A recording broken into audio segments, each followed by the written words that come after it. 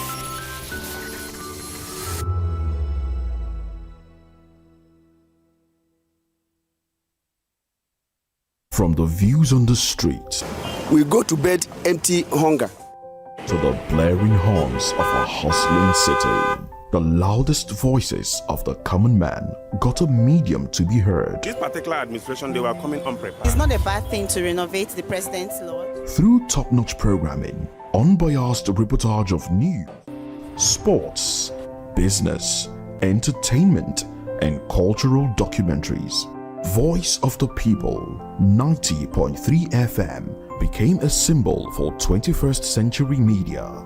And now, a new baby is born.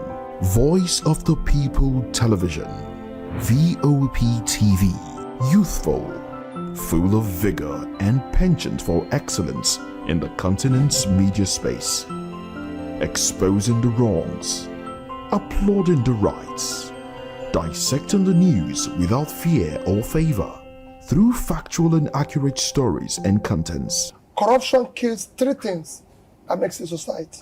Representing the interests of the people and giving them a voice. Voice of the People TV is here to stay towards building a fair society. VOP TV, Voice of the People Television, truly a voice for the people. We encourage you to click on the like button and subscribe to our YouTube channel. We are Voice of the People TV. Also follow us on all our social media platforms. We are at VOP TV Live. Visit our website www.vop.ng for fresh and trending news. Also watch us live on SLTV channel 264. VOP TV, Voice of the People Television. 2564 is coming up on Burning 9, right? The 2564 Atlantic Tower. What happens in the hush behind hangar doors? Who signs the papers that gamble with lives? Which truths were grounded before they even ever had wings? If you've ever buckled a seatbelt at 30,000 feet, if you've ever stared out of that tiny window and wondered who's really in control of the skies, it isn't just flight, it's power, it's politics, it's pressure sealed in steel.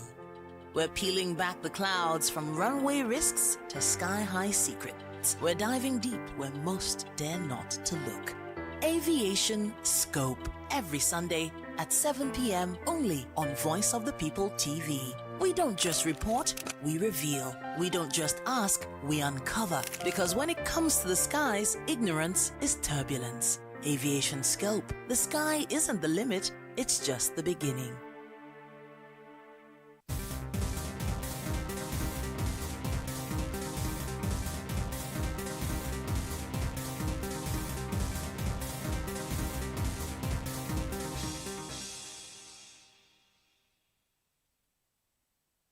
On Edu Dialogue, we bring you fresh ideas and conversations, shaping the future of learning in Nigeria and beyond.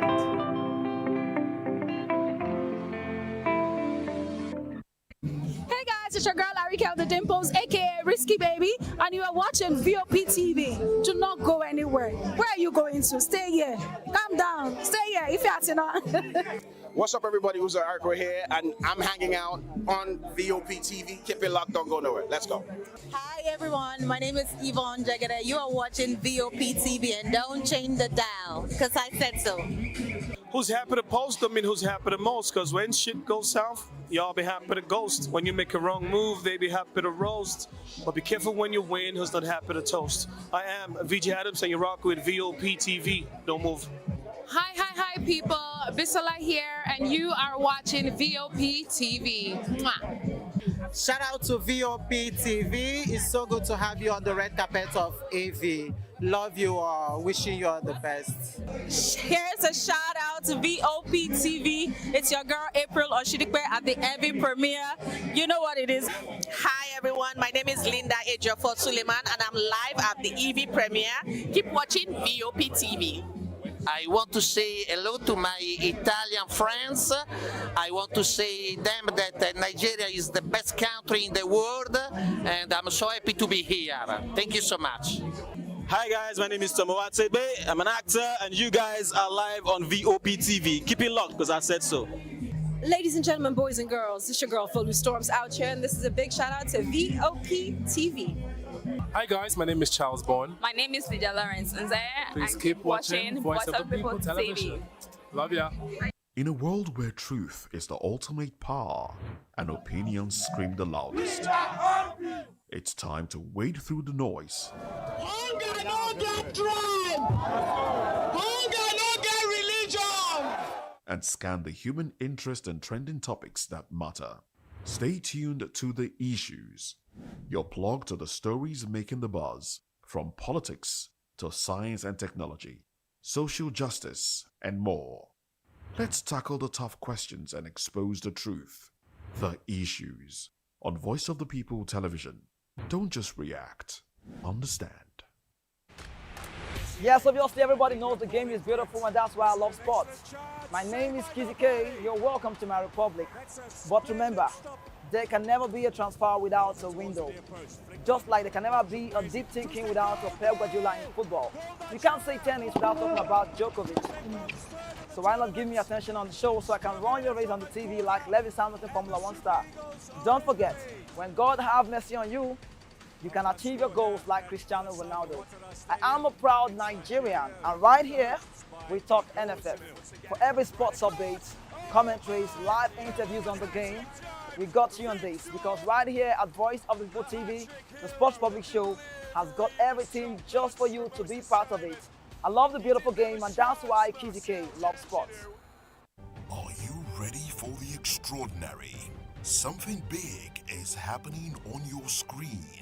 Introducing VOP TV, now streaming on SLTV channel 264. From breaking news to captivating conversations, news analysis, giving you all sides to the story. We break in-depth discussions on the issues that matter, from politics to sports, entertainment, and lifestyle. VOP TV on SLTV channel 264. Join us as we redefine what television means to you. Voice of the People television, VOP TV. Now you have more than a voice.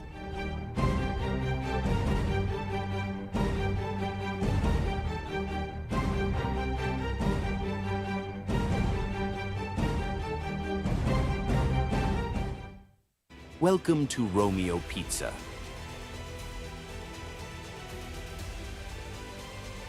Sink your teeth into our freshly baked pizzas. Loaded with rich sauce, melted cheese, and irresistible toppings. Where every bite is a love story. Treat yourself to our creamy, dreamy ice cream. Smooth, sweet, and made to brighten your day. Or maybe you want it hot and satisfying. Our juicy shawarma is wrapped to perfection, packed with flavor in every mouthful. Pizza, ice cream, shawarma. Why choose one when you can have it all? Romeo Pizza has exactly what your taste buds desire. Join us on People's Voice, where we amplify the voice of those that matters the most. Join the conversation. Share your thoughts with me. I am Xavier Udo. Weekdays, Monday through Friday, from 4 p.m. to 5. Don't forget, our voice matters the most. Let us come together and share our concerns. Hello, my name is Inedo. Keep watching VOP TV. What up? My name is Usimachiku. You are watching VOP TV. Keep it locked. Hello, I am Floyd Igbo. Keep watching VOP TV. Hi everyone. I hope you're doing good. Keep watching VOP TV and just have an amazing day. Thank you. Hi guys, it's your boy Praise. Keep watching VOP TV. Welcome to the locker room, the home of football talk that matters. I am Jerry Ampelon. Join us every weekday, Monday to Friday at 5 p.m. Nigerian time, as we share the hot takes and hot debates in the exciting world of football. And joining me are the usual suspects, Ikechukwu and Mayowa, as we break down all the hot takes and everything that's happening in the football. Don't just watch football, live it with us. Catch us on the locker room and Voice of the People television at 5 p.m. Nigerian time. And like I always say, if not 20 minutes off, please discuss.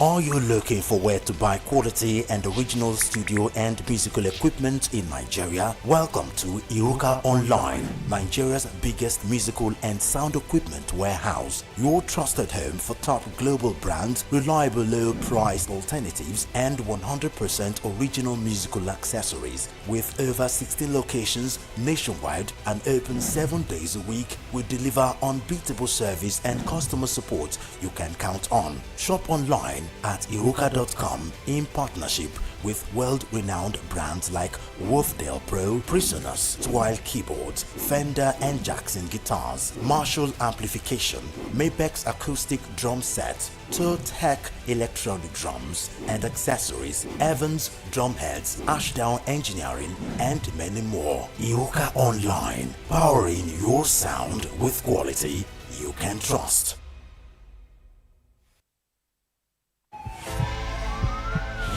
This is Health Check, your weekly guide to better living, smarter choices, and trusted answers. From everyday wellness to urgent health issues, we've got you covered. Health Check, only on Voice of the People television, where your health has a voice.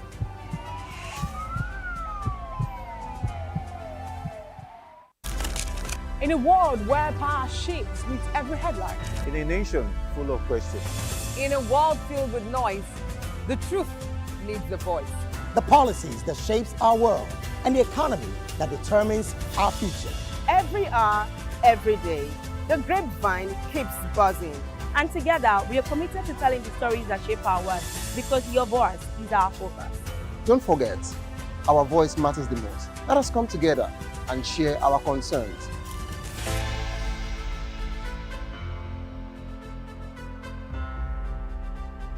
Well, before we talk of the impact, we need to talk of where we're coming from. When this administration came on, the president had promised us electricity, and actually said to us that he was going to make sure that there is electricity, and people were not going to be paying for estimated bill, and it was going to be available. So Nigerians were hoping for that. Businesses were looking forward to having electricity available and at an affordable rate. But what we have today is contrast to what the government has promised to us. Today, organizations are running more like everything they're doing, their profit, everything seems to be taken over or eaten up by electricity. And so it's difficult for a lot of business to survive in Nigeria, and it's difficult for us to begin to put our fingers on it to say, yes, we are benefiting from the dividends of democracy from this administration. Well, the supply itself is a big problem because, for instance, there is a hotel that has about 60 rooms, and on a monthly basis, they pay 27 million plus. And at the same time, they also run diesel for about 18 million. So by the time you add it, you find out that in a month, 45 million goes to the supply of electricity and their own supply of electricity by themselves. So it's not about the supply being available, but yes, the supply is epileptic, which we all know. The national grid keeps collapsing, and the cost, that comes with it is also very high. So it's difficult for anybody today in Nigeria to give a pass mark to electricity supply. Put it this way, most hospitality industries in Nigeria, especially hotels, some of them are paying 25,000 naira per day for electricity. 25,000 naira per day for electricity. That is not cheap. That doesn't come cheap at all. So if you're paying only for electricity for 25,000 naira, then you've not added your staff salary, you've not added maintenance, you've not added every other cost, you've not added the taxes you pay and all of that. So you find out that the price of the rooms are going higher. And that is why the patronage is reducing. So, and the purchasing power of Nigerians is nothing to write home about. So a lot of businesses are folding up, a lot of businesses are going under because of the bad policies of government, especially with electricity. And I mean, let's be honest with ourselves. If electricity was cheap, if it was available, if it was affordable, the president would not have opted to using solar and saying, look, you guys, go with your national grid, whatever happens to you. That's the impression we get. That's the impression Nigerians get today. Because for the president to opt to begin to use solar as against finding a way of fixing the electricity issue and ensuring that there is supply, ensuring that there is distribution, but he has opted to go and be on solar, it simply means that you guys can go to places. Well, the advice is simple. The government needs to begin to look at the way of cutting, bringing down the cost of electricity. The cost of everything in Nigeria today has gone haywire. As of today, people are buying 1 kilogram of gas, 1,006, 1,008. Some people are buying for 2,000. Petrol has been 1,003 to 1,005. And interestingly, the wages have remained the same.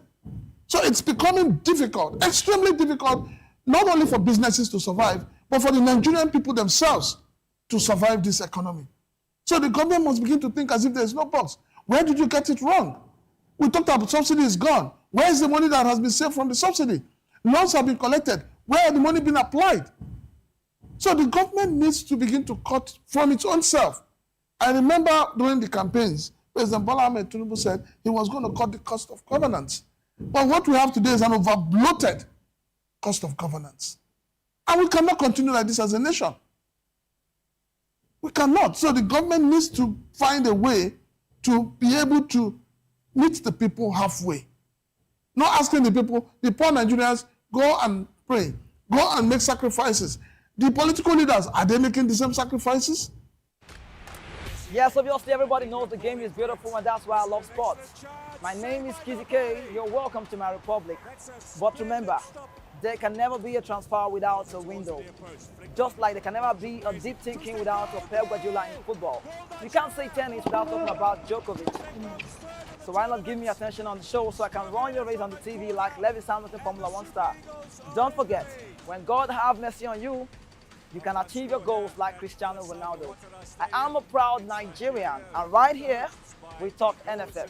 For every sports update, commentaries, live interviews on the game, we got you on this, because right here at Voice of the People TV, the Sports Public Show has got everything just for you to be part of it. I love the beautiful game, and that's why Kizzy K loves sports. Good evening, Africa. My name is Bama Kore, actor, model, producer, and I'm giving a big shout out to VOP TV, man. Keep watching. Don't change the dial. Thank you, and God bless you. My name is AY, and of course, I represent the voice of the people, and that's why I'm on VOP. AY say so. Hi everyone, it's your girl Miriam Tima from the Real Housewives of Lagos and the Real Housewives Ultimate Girls Trip Africa. Shout out to VOP, the voice of the people. You already know. Stay tuned, keep watching. And don't forget, VOP is the best. All right, hello, it's a brother shagging the man fine back with Melanie Poppy Black Skin Boy. This is VOP TV. If you're not watching VOP, I don't know why you're watching. Maybe you're watching your weight. Hello, beautiful people. This is Wale Ojo, and you're watching VOP, Voice of the People. Hi, guys. You already know who it is. This is New Energy. Flyers wherever live. Keep watching VOP TV. Thank you. Hi, people. Ginny Albano here. Guys, please keep watching Voice of the People.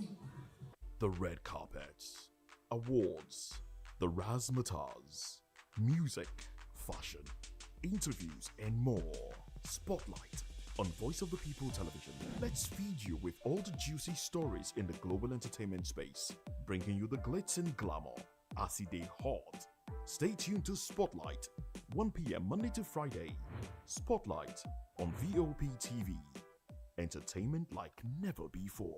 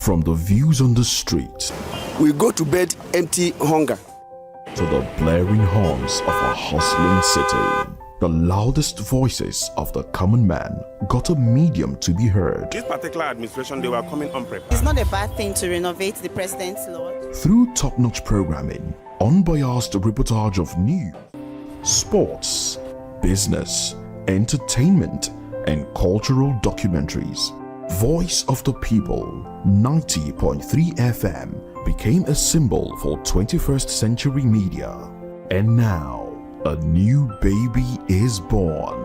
Voice of the People Television, VOP TV, youthful, full of vigor and penchant for excellence in the continent's media space, exposing the wrongs, applauding the rights, dissecting the news without fear or favor, through factual and accurate stories and contents. Corruption kills three things that makes a society.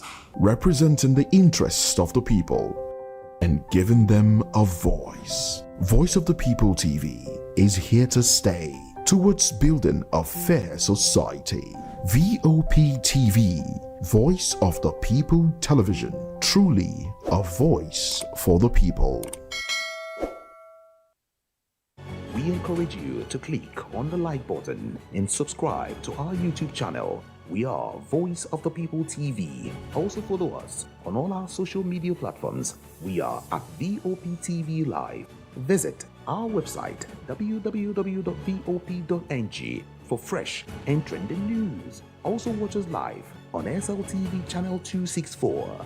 VOP TV, Voice of the People Television. 2564 is coming up on Burning 9, right? The 2564 Atlantic Tower. What happens in the hush behind hangar doors? Who signs the papers that gamble with lives? Which truths were grounded before they even ever had wings? If you've ever buckled a seatbelt at 30,000 feet, if you've ever stared out of that tiny window and wondered who's really in control of the skies, it isn't just flight, it's power, it's politics, it's pressure sealed in steel. We're peeling back the clouds from runway risks to sky-high secrets. We're diving deep where most dare not to look. Aviation Scope, every Sunday at 7 p.m. only on Voice of the People TV. We don't just report, we reveal. We don't just ask, we uncover. Because when it comes to the skies, ignorance is turbulence. Aviation Scope, the sky isn't the limit, it's just the beginning.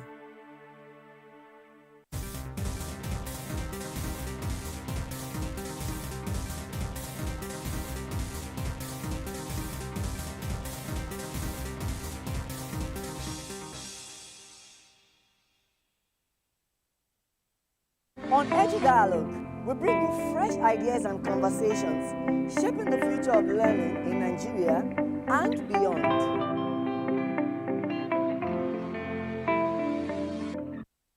Hey guys, it's your girl Arika of the Dimples, aka Risky Baby, and you are watching VOP TV. Do not go anywhere. Where are you going to? Stay here. Calm down. Stay here if you're not. What's up, everybody? Who's Arco here, and I'm hanging out on VOP TV. Keep it locked, don't go nowhere. Let's go. Hi everyone, my name is Yvonne Jagada. You are watching VOP TV and don't change the dial, because I said so. Who's happy to post them and who's happy the most? Because when shit goes south, y'all be happy to ghost. When you make a wrong move, they be happy to roast. But be careful when you win, who's not happy to toast. I am VJ Adams and you rock with VOP TV. Don't move. Hi, people. Bisola here, and you are watching VOP TV. Mwah. Shout out to VOP TV. It's so good to have you on the red carpet of AV. Love you all. Wishing you all the best. Here's a shout out to VOP TV. It's your girl April Oshidikwe at the AV premiere. You know what it is. Hi everyone, my name is Linda Ejiofor Suleiman and I'm live at the EV premiere. Keep watching VOP TV. I want to say hello to my Italian friends. I want to say them that Nigeria is the best country in the world, and I'm so happy to be here. Thank you so much. Hi guys, my name is Tomo Watsebe. I'm an actor.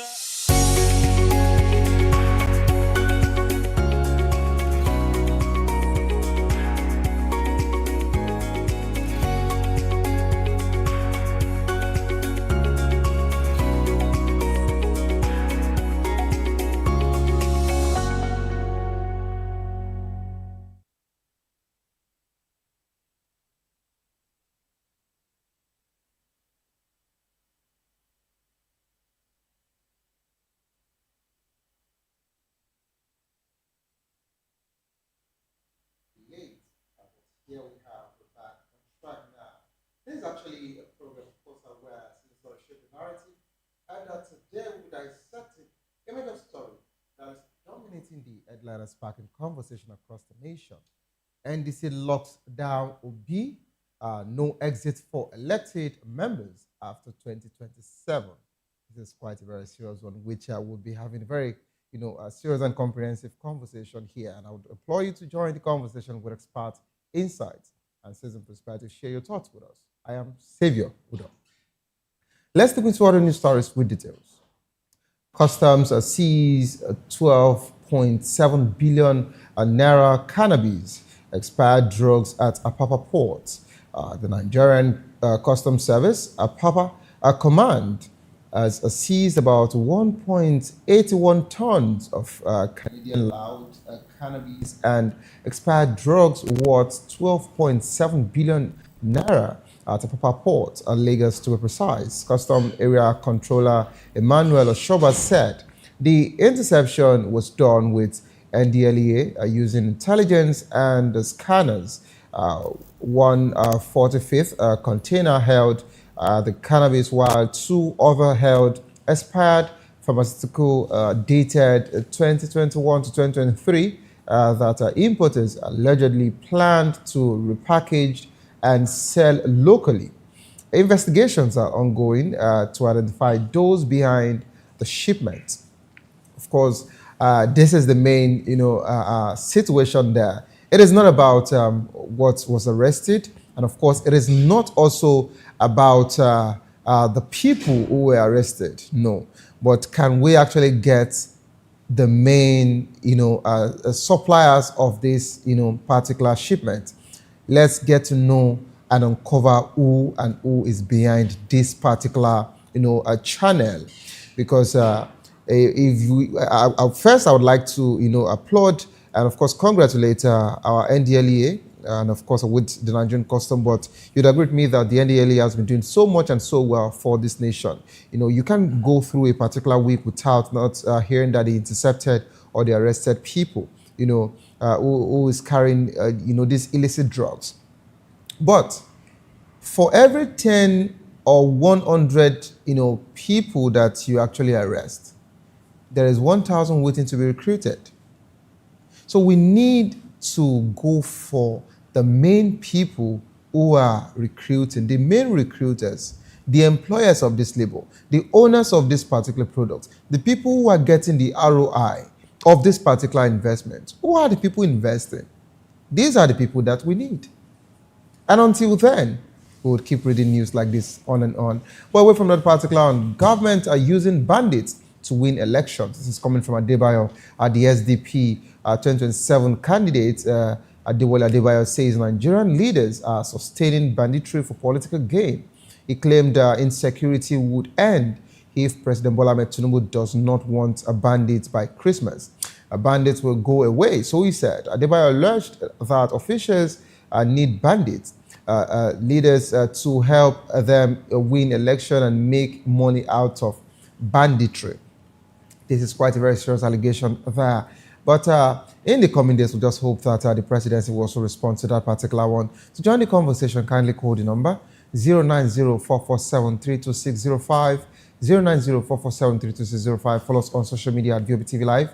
You can use the hashtag People's Voice on VOB TV, and of course on YouTube with Voice of the People TV. Kindly hit the subscribe button, and together we can make our voices heard. It is time for us to go on a quick break. As soon as we return, we'll be dissecting the conversation here. NDC locks down Obi. No exit for elected members after 2027. Don't go nowhere, please stay tuned. I'll be right back.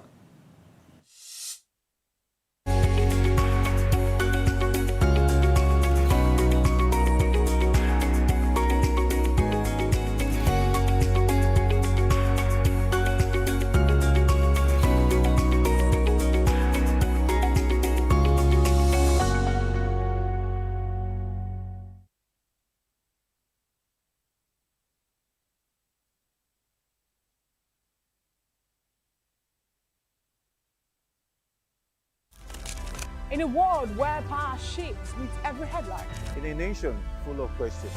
In a world filled with noise, the truth needs a voice. The policies that shapes our world and the economy that determines our future.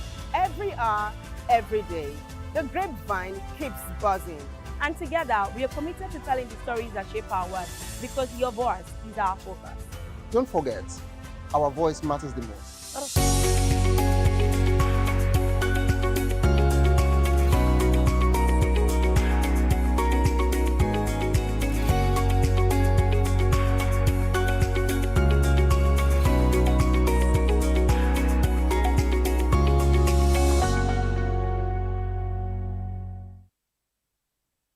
Welcome back to the program. It is still People's Voice on Voice of Television.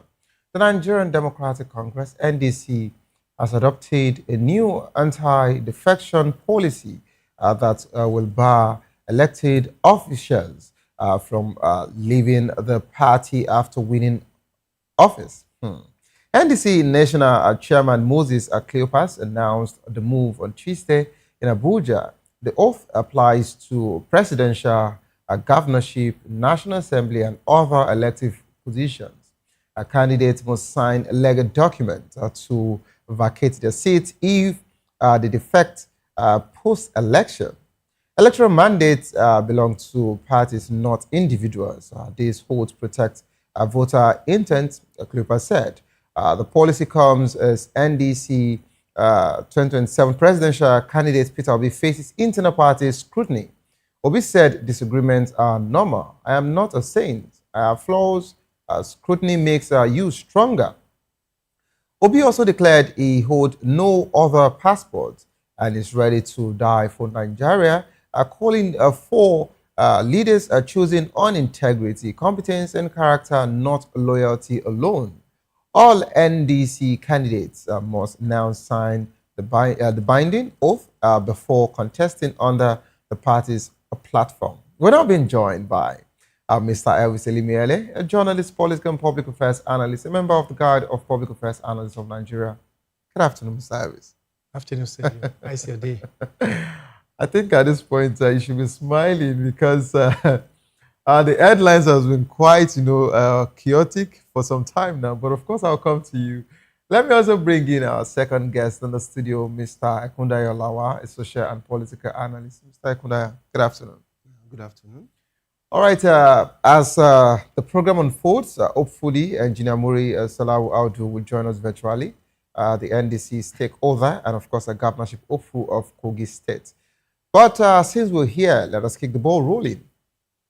Mr. Harvis, let me pick it up from you. I would have wanted you to respond to other news stories, but because we're pressed for time, so I just want us to go straight into the main conversation, just like the headline says. NDC locks down Obi, and of course, no exit for elected members after 2027. Now, I would pick it up from you, and the reason why I want to do that is because I think we've not really talked as regards to how the national leader of the NDC has been responding to the internal party crisis. You know, I expected more, being a distinguished senator. I expected more from him when it comes to how he should handle the situation. Of course, he told the obedience blatantly, said that the NDC does not need your help. The NDC is not doing you favor. In short, it is the NDC that is doing you favor. You are not doing us any favor. So he said, meaning indirectly that without you guys, we are good. And we know how NDC was in February, that the party was registered. But upon the joining of Obi and Kwankwaso, coming with the obedience and the Kwankwasia movement, their followers grew, you know, membership grew. And in less than 72 hours, we saw about 11 million plus. Now, Mr. Helvis, we have aggrieved members in the NDC. Internal crisis is still ongoing. Aisha Yusuf is there, even if the national chairman came out to say, the national leader rather, you know, came out to say that, oh, we offered to give our House of Rep, you know, tickets instead of that of the Senate, because we had someone we had to give the Senate's ticket, but she refused. Do you think this is the right way to go? Is he feeling like some people would actually use his platform, his party, to get into power and also, you know, abandon him the same way he has abandoned another party to create this party? Is this the right move? In as much as we know that this is constitutional, you know, I think Section 68 of Nigerian Constitution, you know, of 1999 Constitution, I think Section 68 yes talked about it, and Section 109 talks about, you know, defecting members, and of course, one, you know, amplified more on House members, senators, reps, and assembly. But what's your take as regards to this? People have been defecting from since when we can remember about politics, but why is this a particular case for the NDC now? I know you have a lot to say, which I would give you time to say. So please, Mr. No, you know, Xavier, thank you so much. You see, we have to learn from mistakes of the past, you know, to amend the future. And that's what's all about thinking and proactive thinking. That's what it's all about. And that's what NDC have just done. Look at the way the legislators that were elected under the platform of Labour Party in 2023 got into the House and messed up the whole system. Remember, there was even the very first time this matter began, there was one of the legislators, when the president hosted them, who came out and was like, I never knew that the president is this. Was this accommodating and nice? Was this accommodating and intelligent? He said a lot, yes. And so, immediately, Labour Party shut him down. They thought it was just the rain that was going to fall and stop immediately. They never knew that rain was coming to drench them. Serious rain. They got into the House.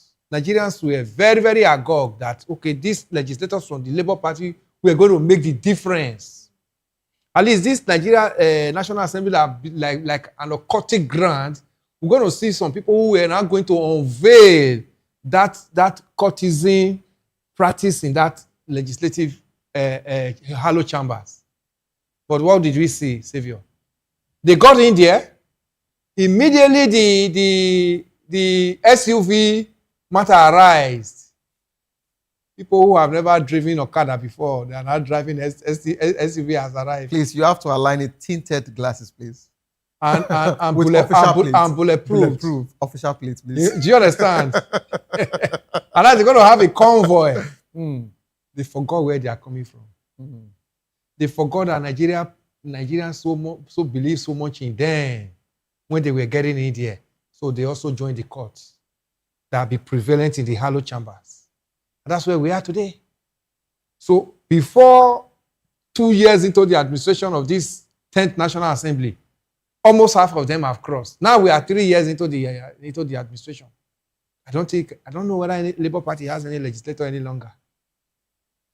So by the time you look at the trajectories of where we are coming from and how some people have abused it, so much, thinking that they got in there with their own power. There is no independent candidacy in Nigeria yet. It's not in the constitution. The political party are the special purpose vehicle for everybody to ride on to get to your political position. Then when you not get in there, you not feel that, oh, I've arrived. Look at, in fact, the disappointment that came from the Labour Party legislator is a no for this kind of law to come up. Because it says one beating, twice shy. And that's what NDC is saying. Now, if you cannot be part of us, don't just come. Stay off. Okay. By the time you come in and we offer you this platform to get to that level, and you now feel, who are you? Then it is now you now see that, oh, I've seen a better party. I am now in the caucus. I'm now in the midst. Then you want to rubbish us. Then we will now draw out this affidavit and whatever you have signed and tell you, come. You can go, but the seat remain for us. Leave the seat for us. It's a very nice move. I support it in total. Okay. Because we have to copy somewhere. Okay. But when you say Obi have been caged, your headline editor, I don't know why you are saying Obi. If Obi wins election in ADC, NDC, Obi will not leave NDC. So, but the law says that if you don't win any of their elections, you can leave. You can leave. But if anybody that they so gave their ticket to, and you use their ticket to get that victory, you must be able to hold on to that victory. I was going there. Let us actually create a scenario, and this will bring me to the next conversation. You said the headline. Yes. I think the headline is fine. And I'll explain. I'll explain. Obi is the main point here. Yes. Where everyone is talking about. Now you said, except, which is the clause in that particular agreement, if you don't win any election through the party, you can leave. Yes. But if you win, you are to stay. Yes. Now, some people actually gave just a simple analogy as regards to Peter Obi's one-term declaration. Some people say they've never heard where a president would say, oh, I just want to do one term and leave. But what if he wins the election, now he's incumbent, now he has the power, he has the funds in charge of him, he can actually move from that party to another party who would say, come, we want you here, and we will drive this particular vehicle with you to get the second term. Just like when President Jonathan, the former president Jonathan, said he was not going to run again, if you remember, before contesting for that 2015 elections. Some people gave that particular, speculations. That if this particular situation happens this way, this is the reason why they feel he is now locked in. But I want to ask this. Are we now going to say that this NDC's new law, can override the normal constitution, which is in the section 68, just like I mentioned? Now, what does the constitution in section 68 says? It says that a president, a governor, is not part of this particular, rule. Meaning that if you are to vacate your seat, perhaps through any issue or whatever, you are to leave, you understand. But for a president and a governor, they are excluded from that particular section. But this particular one, you heard what Cleopas said. He's saying that both president, both governor, House of Rep member, Assembly, including Mr. Lawa, in case he contests tomorrow, you understand, under their banner, that you are to leave the seat immediately. So a president would actually say, oh, I need to address the press now. You on the TV station and say, I'm officially leaving my seat as a president of the Federal Republic of Nigeria, the commander-in-chief of armed forces, because I want to leave my political party, so I have to vacate my seat. Are we going to say that this particular NDC's, a private oath overrides constitutional process, or is it just about mainly political enforcement? Well, nothing is... and Mr. Lawal, you have to respond to that as well, as soon as... nothing is beyond the constitution of a nation. Okay. Yes, let's get that one clear. But let me tell you, for anybody that rise to that level, that highest office on land in Nigeria as president, and I begin to look at, because I made a promise. Is it because we don't know how to keep What if there's an internal crisis? No. I mean, as the leader of that political party, and you are the presidential candidate, and you won that seat through that party, no matter the crisis in that political party, the onus lies that you, as the national leader, should stand and fix it. What if you have someone like Wike, the FCT minister, that actually looked, to Atiku and says that regardless of you being the presidential candidate of this party, I'm going to go head-to-head with you and say that you don't succeed. No. Let's actually paint the narrative that, Atiku actually won that particular election. Let me tell you, if Atiku has won that election, Wike won't be where he is today. Do you know why Wike is so he would have used Nigerian resources? Why? You know why he's ranting? Is because the political party, the ruling party, used him and also empowered him after using him by making him a minister of the FCT.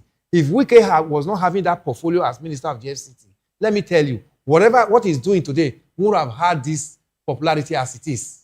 Very well. Using the FCT paraphernalia as minister to call the press and address the press on monthly basis. What would have been his office that would make him to be calling press monthly? What would have been his office? He's calling for that press conference press parley every month because he's sitting there as the minister of the FCT. You see how he always come in. He will come with the developmental project. They will not put politics into it. If he was not in that office, there is no way he will call the press this month for political discussion, call them next month and all of that. It will become very irrelevant. But because he has that developmental strategies in Abuja to always use to update whatever he's doing, that's why he's first screen. Okay. Let's come back to the main conversation. Mr. Lawal, NDC, they seem to have a stronger, oath over Nigerian constitution, because even in Nigerian constitution, just like I mentioned in the section, both 109 and 68, of course, president and the governor is exempted. But I'm surprised in that of the NDC's oath, it is saying that be you a president, a governor, whoever you are, but once you say you want to leave our party, leave that seat for us. What is going on? Let me clarify something. Go ahead. This little knowledge I have. Do you know that all these laws derive their power from the Constitution? Yes. So if you sign a contract with somebody, that's an agreement. It's also entrenched in the Constitution that you must fulfill your own part of it. So you can see that even if that agreement, that mandate is coming from, derive its power from the Constitution based on contract. Do you get what I'm saying? Okay. And then you now sworn an oath to back it up. So it is empowered in the Constitution. You understand what I'm saying? So since it's empowered in the Constitution, it's not illegal anymore because it's a contract.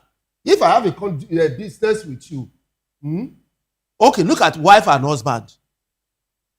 What is between them? Is it not a mutual agreement and it's bound by law? And it's enforced in the law. The same thing with this one too. Just like you sell something to somebody and the person did not deliver it after you have paid that person. That's a contract, which is bound by law. So the same thing with this one now is an agreement. So you are in support of NDC's move? Yes. So let us clarify that. How did I get these two men to actually be in support of NDC today? It's okay. Go ahead. Somebody must take up that initiative. Somebody must say, this is the end of it. Somebody must take us to a better, place. But the person that is trying to take you people to a better place, he has also defected. But this thing affects him too. Now, do you know that? Because it's his own party. No, that means it affects him too. Imagine it was Atiku that actually did something like this that didn't make anybody leave the NDC and says that let's all swear a oath and sign an agreement that as soon as we're done with the primaries and you do not win the primaries, whatever, you are not allowed to defect. What would people say? What would they say? It's okay, nice. Everyone would have said a lot, but Now, when it's coming to that of NDC, and people are not saying anything, I'm It's not surprised. because it's NDC. It's because we see somebody. This has been a precedent that has been on for years. Where politicians. Somebody has to put a stop to it. Somebody is putting a stop to it. And then we should follow queue now. Mr. Ivis wants to say something. Yes. But you know, this is not the first time this law is operational in Nigeria. I'm surprised. In Second Republic, okay, the Sule Lamido lost his seat in PROP because he left. He has to leave, resign, and drop his seat in PROP and went to MPN and compete and contest and won again. So it's not the first time. To show his popularity. Yeah, it's not the first time. They are not saying you should not leave, but when you are leaving, drop our mandate that we gave to you. Then go and test your popularity. Then we will now also bring in somebody that will not come and contest that same position with you, whether in your senatorial district or House of Rep or House of Assembly, as the case may be. So, Mr. Evans. Yes. So, if you are to be appointed now, as be it a commissioner, a special advisor, SSA, maybe to the president, chief of staff. So, are you saying that the public guide of Nigeria, should revoke their license that you have? Oh, Guide of Public Affairs? Yes. No, Guide of Public Affairs regulates whatever I do here. Whatever I say. But over there, perhaps you're not going to be a spokesperson. If you're not going to be a spokesperson. If my job, the dictate of my job, is going to contravene what I am known for, the honest lies that I will leave. We have just seen it work out in Edo Broadcasting Services now. I'm talking of one of your good colleagues. Yeah. He has worked out of Edo Broadcasting Services. Of course. As MD. So we have to start something, put that integrity in yourself, Savior, because you are known for whom you are. Okay. Forget about that, he attended here today. He's going to open a better opportunity for tomorrow. Somebody say, no, this person is not for this. We saw a Bito Okiwe, who was second in command to IBB during IBB's time. There were some things he never believed with in IBB. He tendered his resignation and said, no, I can't work. I'm a soldier. So today, he is respected as a man in this nation. Even if you don't mention his name, some of us know that that's a dignified person. Forget about ICOM will pick it up, and ICOM later ICOM will now begin to. We also saw something similar to that in Akwa Ibom State, where the governor sent a circular that I'm about to move to APC. Yes. If you feel you don't want to move with me. Exactly. Some commissioners. So commissioner said, no, we are not going to start sell off our birthright. We saw Abubakar Umar, former governor of Kaduna State, during that same IBB time. You understand? Yeah. It happened in Kano too. So we have seen credible Nigerians. Yes, we also saw that particular as well. So I love the fact that we're actually, trying to bring it up now. But let's talk about mandate ownership. Mr. Alawa, I'll start off with you. Let me read what he said again. Cleopas, the NDC chairman, he said that the mandate belongs to the party. Of course, we understand that there is no individual, independent candidates in Nigeria. Now, he said it belongs to the party, not individuals. I would like to ask, is that a valid, democratic principle? And I have why I'm saying that, or does it undermine voter candidate, relationship? The reason why I'm mentioning this, in as much as we may actually say it's democratic principle, this is it. Just like I mentioned to Mr. Ivis, before Obi joined NDC, Mr. Lawa, we knew how many, members they had. People barely even talk about NDC. Everybody were actually saying ADC, including you. I remembered. And Mr. Elvis was here, but not in this studio, the other studio. And he said, Sylvia, look at that particular banner that they are holding. He prophesied that day on the table. He said they will soon scatter. These NDC people that are saying, let democracy breathe, that they will soon scatter. Now, upon the movement of Obi from ADC to NDC, NDC got how many votes? Overnight. But today, you people are talking about ownership mandates. That it is the party that made the politician, not the politician that made the party. Yes. But we have exception to some people based on their popularity, based on their political bloc. Peter Obi, for example, Kwankwaso, for example. So, no, but let me say something. No matter how small a party is, anybody who's coming into that party is gaining a favor from that party. No matter how big you are. Mention a favor. Because that party has been established. You didn't come in to establish it. You know, it's been established. For that of NDC, it's just a new party there. They're still trying to, get yesterday party. Okay. Somebody they met the requirements. Yes. Do you know what it is to meet the requirements? You know what? Require INEC requirement. Go and read them. And they met it. Do you know how much fun they have? I think. And then they went all over. No, it's true. Let's face it now. It's like a wife coming into a husband's house because you made the house in a shabby mood. You now rearrange. You now say because you came in, you are bigger than the house. No, you came into that house. You contributed, and they saw your contribution, and they applaud you. But that doesn't. But without her in that particular house, the house will not be called. There will still be house. It may not be lovely, but it still be house. People will still call it a house. That's what I said. NDC is a political party before Obi came in. Okay. So when he came in, it was a platform for him. So he should appreciate it. And people who are talking like some Obi, people who call themselves some, because I don't believe all of them. Some who are speaking. Obi needs to, rein them in and let them hear the truth. He needs to begin to speak to his members. That I'm already here. I'm stable here. Let us move on. You get it? And not just bring us back again to issues that will now begin to create, problem for his actualization of his, dream. So it has come to that. That party is doing Obi and the obedient favor. You get it? Everybody in that party, the party is doing them a favor. So favor may be greater than favor. That is not the point. The thing is that there's a platform. You met it, you came in, and it's worked for you. And I'm sure Obi is not complaining. Obi is glad and is happy. It's just some people, one or two persons in that obedience that are really, speaking. And you know what press will do? Any one smell like this, they blow it up as if that is the totality of the whole thing. So that's what I see about that. All right, let me take it to Mr. Ives. Mr. Ives, let's talk about timing, of this particular era where I think everybody should be talking about the 2027 general elections. But why is NDC, introducing such policy now, ahead of 2027? Is this about discipline or is it aimed, I quote, aimed at controlling high-profile figures? Maybe like Obi and the rest, because you'd agree with me that Obi also said that disagreement, is normal in political party. But, if we are to now see some oaths taken, to signing and all of that, we have to actually ask that question, why now? Yeah, I think Obi will even be one of the politicians that will actually work on this kind of idea.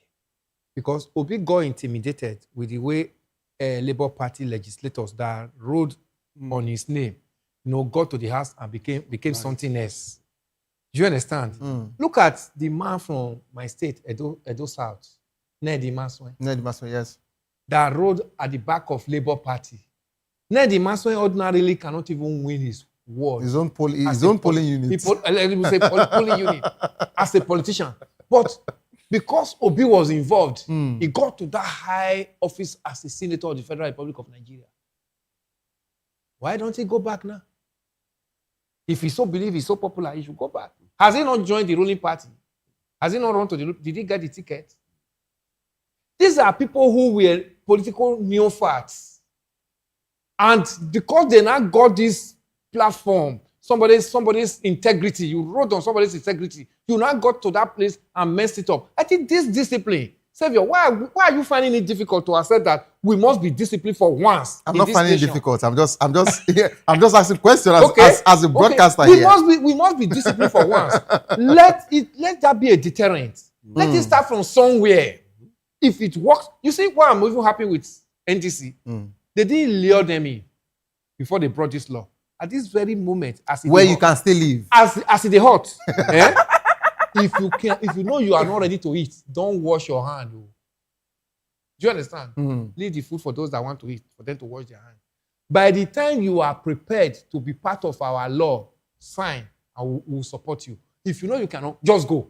I'm so angry. But don't you think it's late for some people to actually leave? Why didn't they say it, from the beginning? Oh, as you are entering, this is it. They have not submitted. But of course, the profile of their candidates have not been submitted to INEC. There is nowhere they can go to now to conduct for people to conduct primaries now. If you so believe that this political party is the party that you want to work for, I don't think this is a stringent law for you not to adhere to.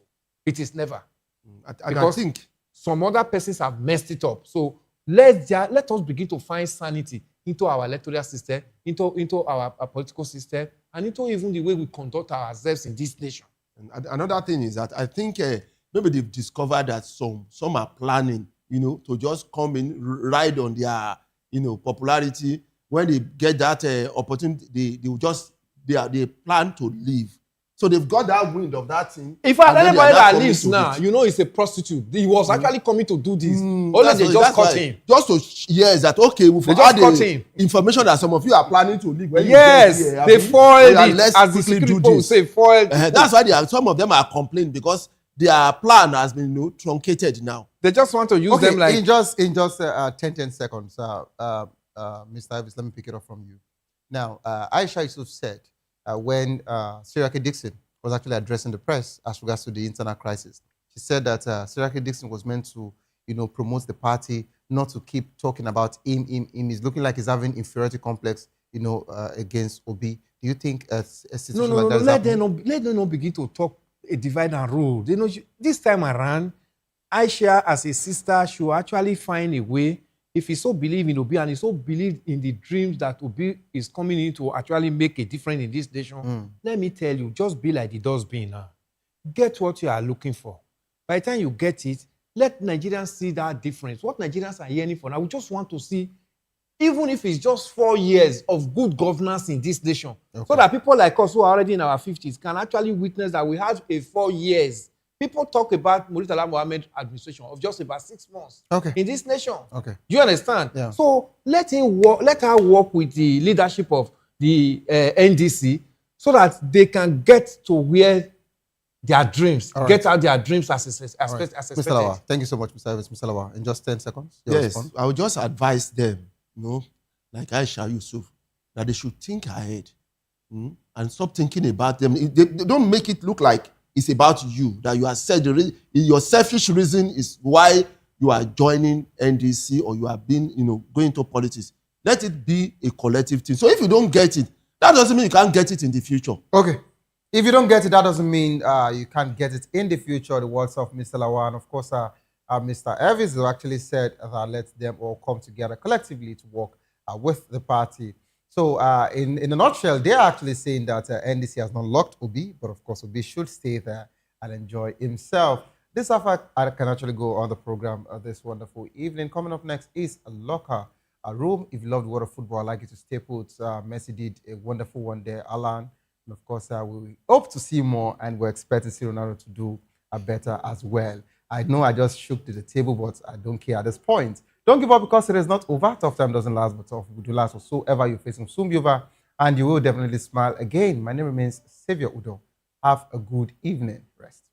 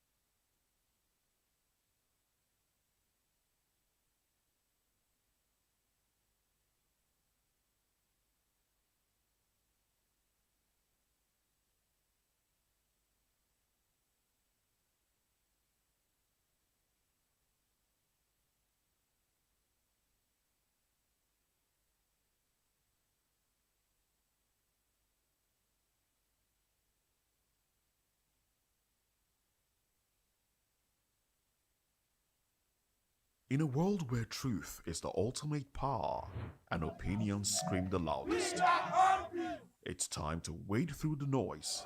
Hunger no get tribe. Hunger no get religion. And scan the human interest and trending topics that matter. Stay tuned to The Issues, your plug to the stories making the buzz, from politics to science and technology, social justice, and more. Let's tackle the tough questions and expose the truth. The Issues on Voice of the People Television.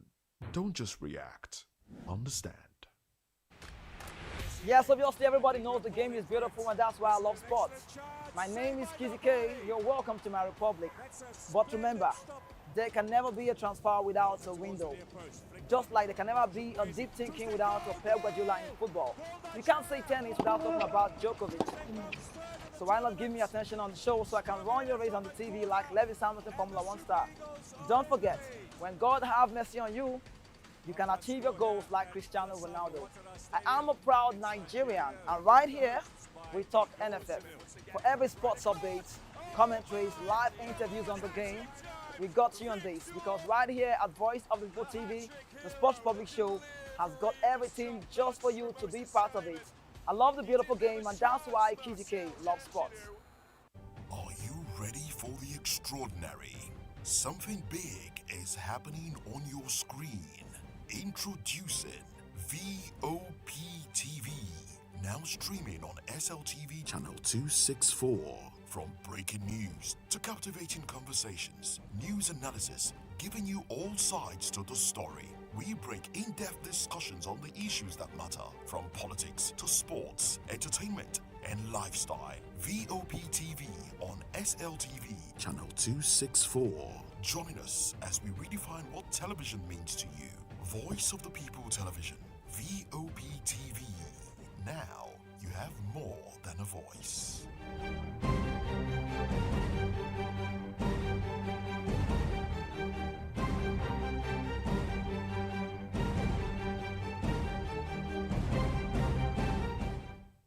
Welcome to Romeo Pizza.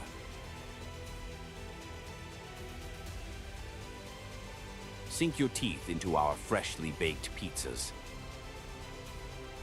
Loaded with rich sauce, melted cheese, and irresistible toppings. Where every bite is a love story. Treat yourself to our creamy, dreamy ice cream. Smooth, sweet, and made to brighten your day. Or maybe you want it hot and satisfying. Our juicy shawarma is wrapped to perfection, packed with flavor in every mouthful. Pizza, ice cream, shawarma. Why choose one when you can have it all? Romeo Pizza has exactly what your taste buds desire.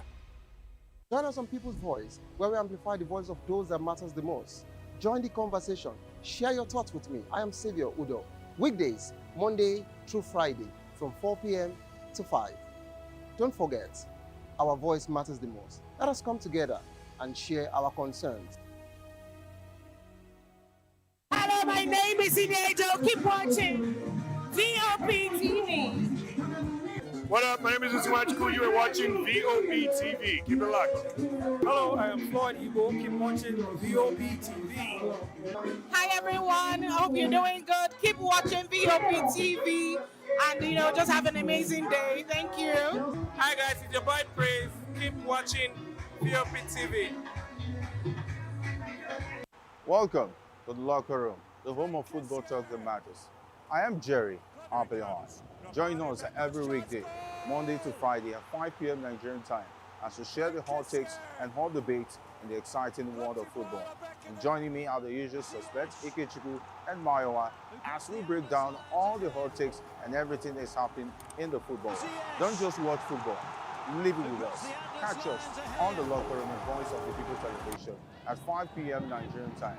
And like I always say, if not 20 minutes off, with the sport. Are you looking for where to buy quality and original studio and musical equipment in Nigeria? Welcome to you.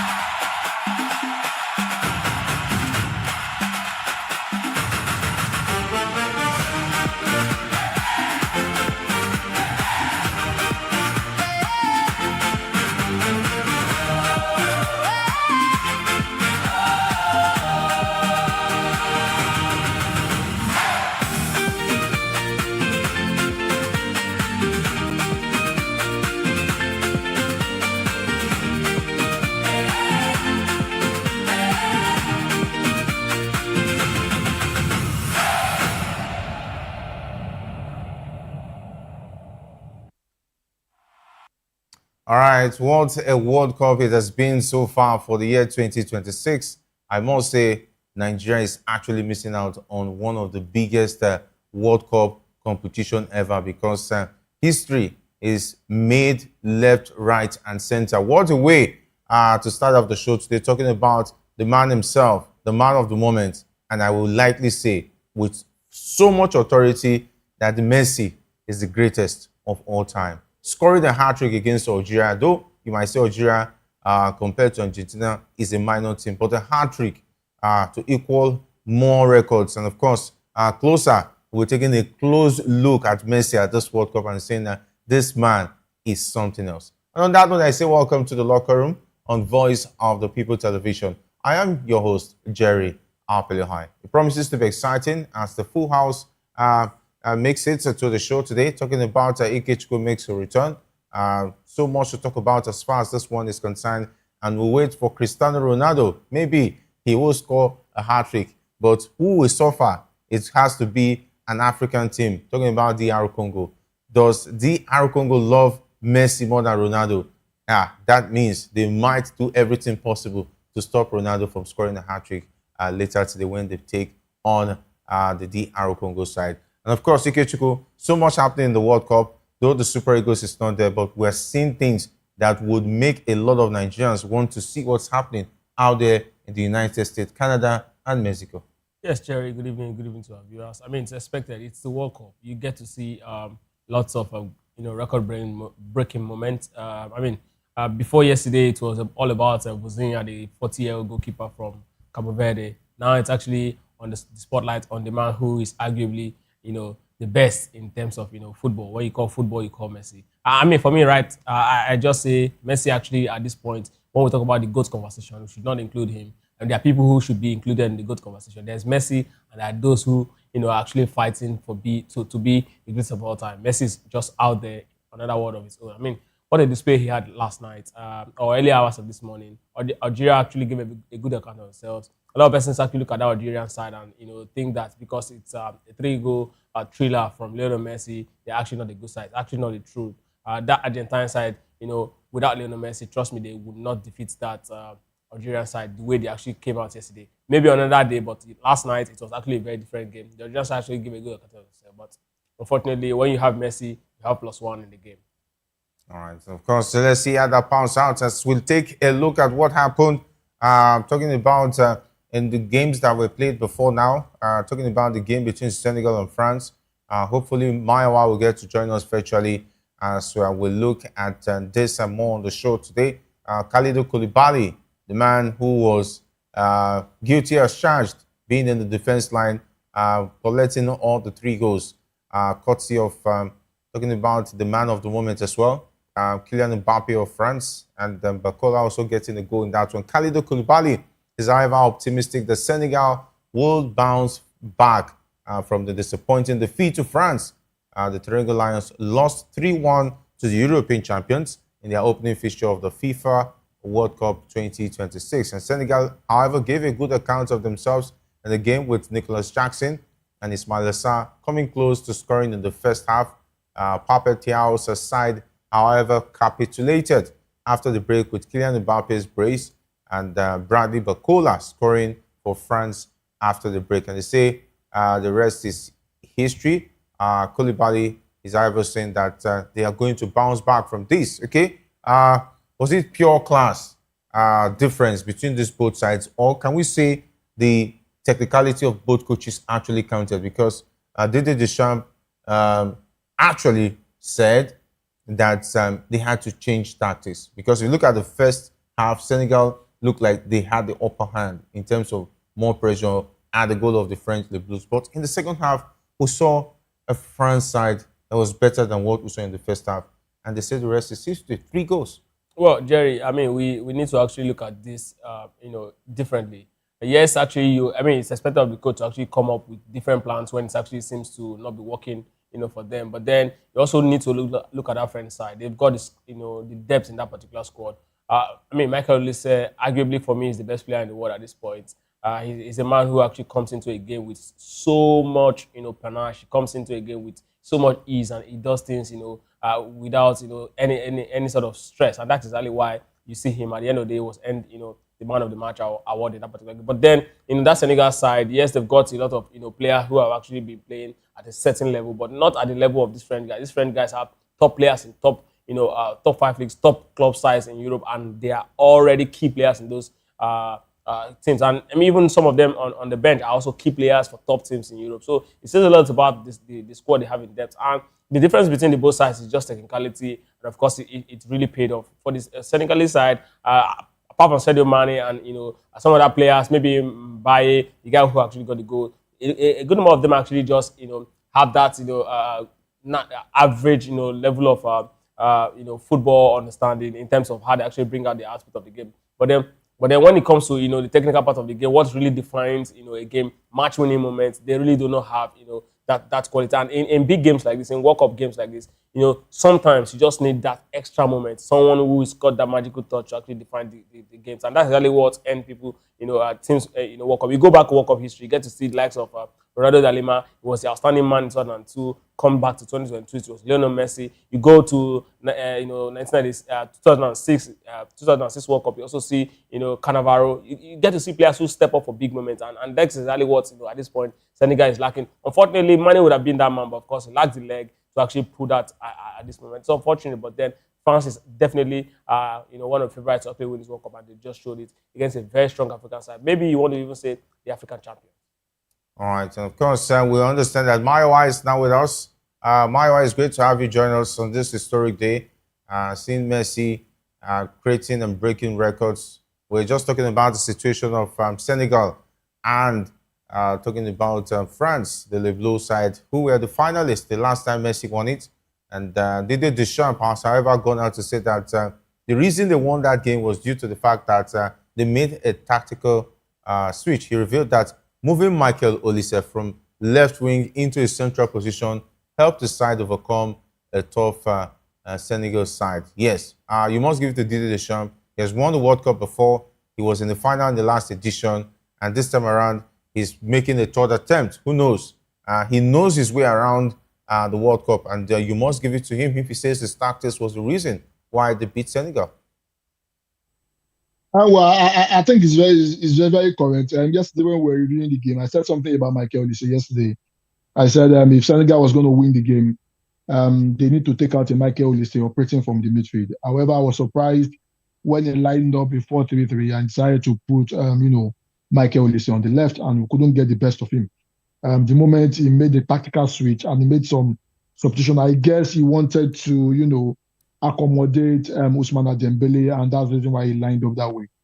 And watching the first half, I knew that Mbappe will be unlocked when Olise becomes the anchor in the midfield. Remember how Olise was very, very instrumental to the journey of Bayern Munich. They only lost to PSG in the second leg because they clipped Michael Olise. And that yesterday game, Michael Olise, playing out wide on the left, was not suitable to him.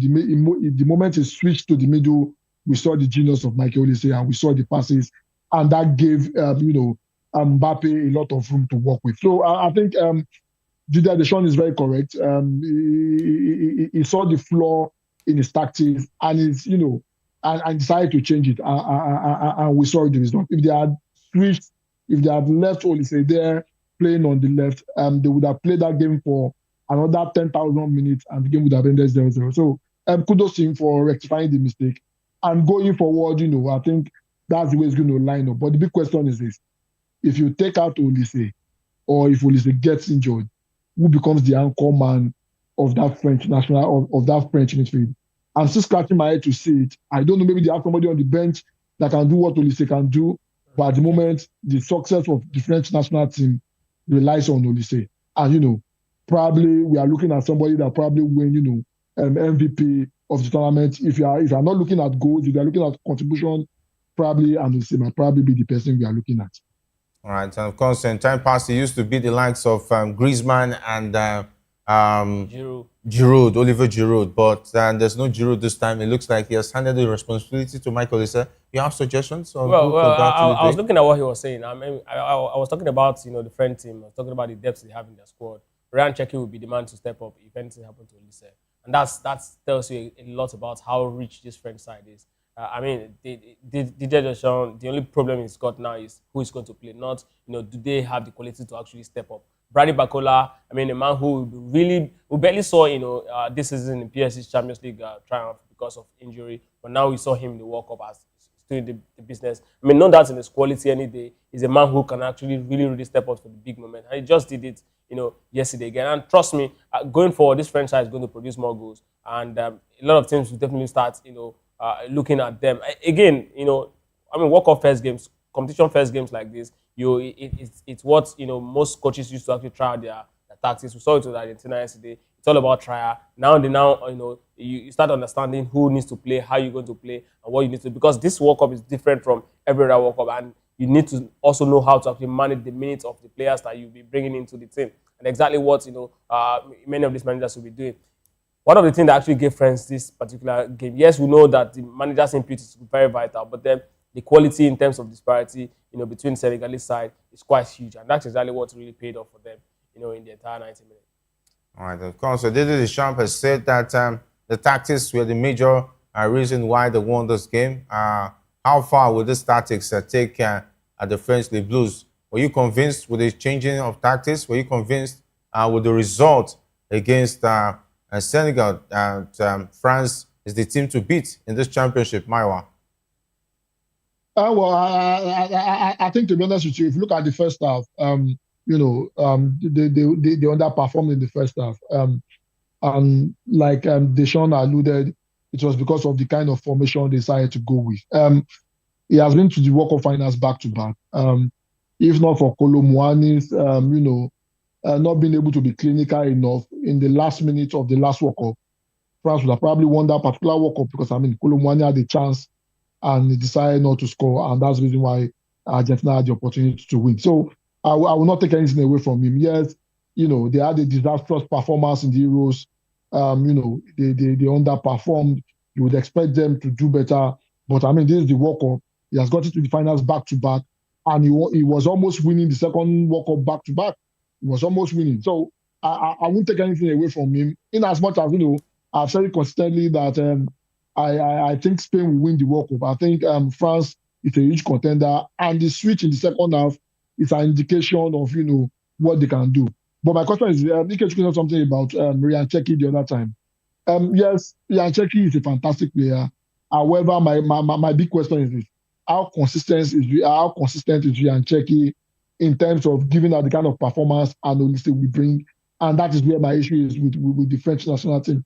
For me, I think the over-reliance on one person being that creative spark in the midfield, and with a Ryan Cherki that you don't know what you get from me on a given day. Because if you look at performance with Man City, he started coming on his own very late in the season. Earlier in the season, he was even being benched by Pep Guardiola.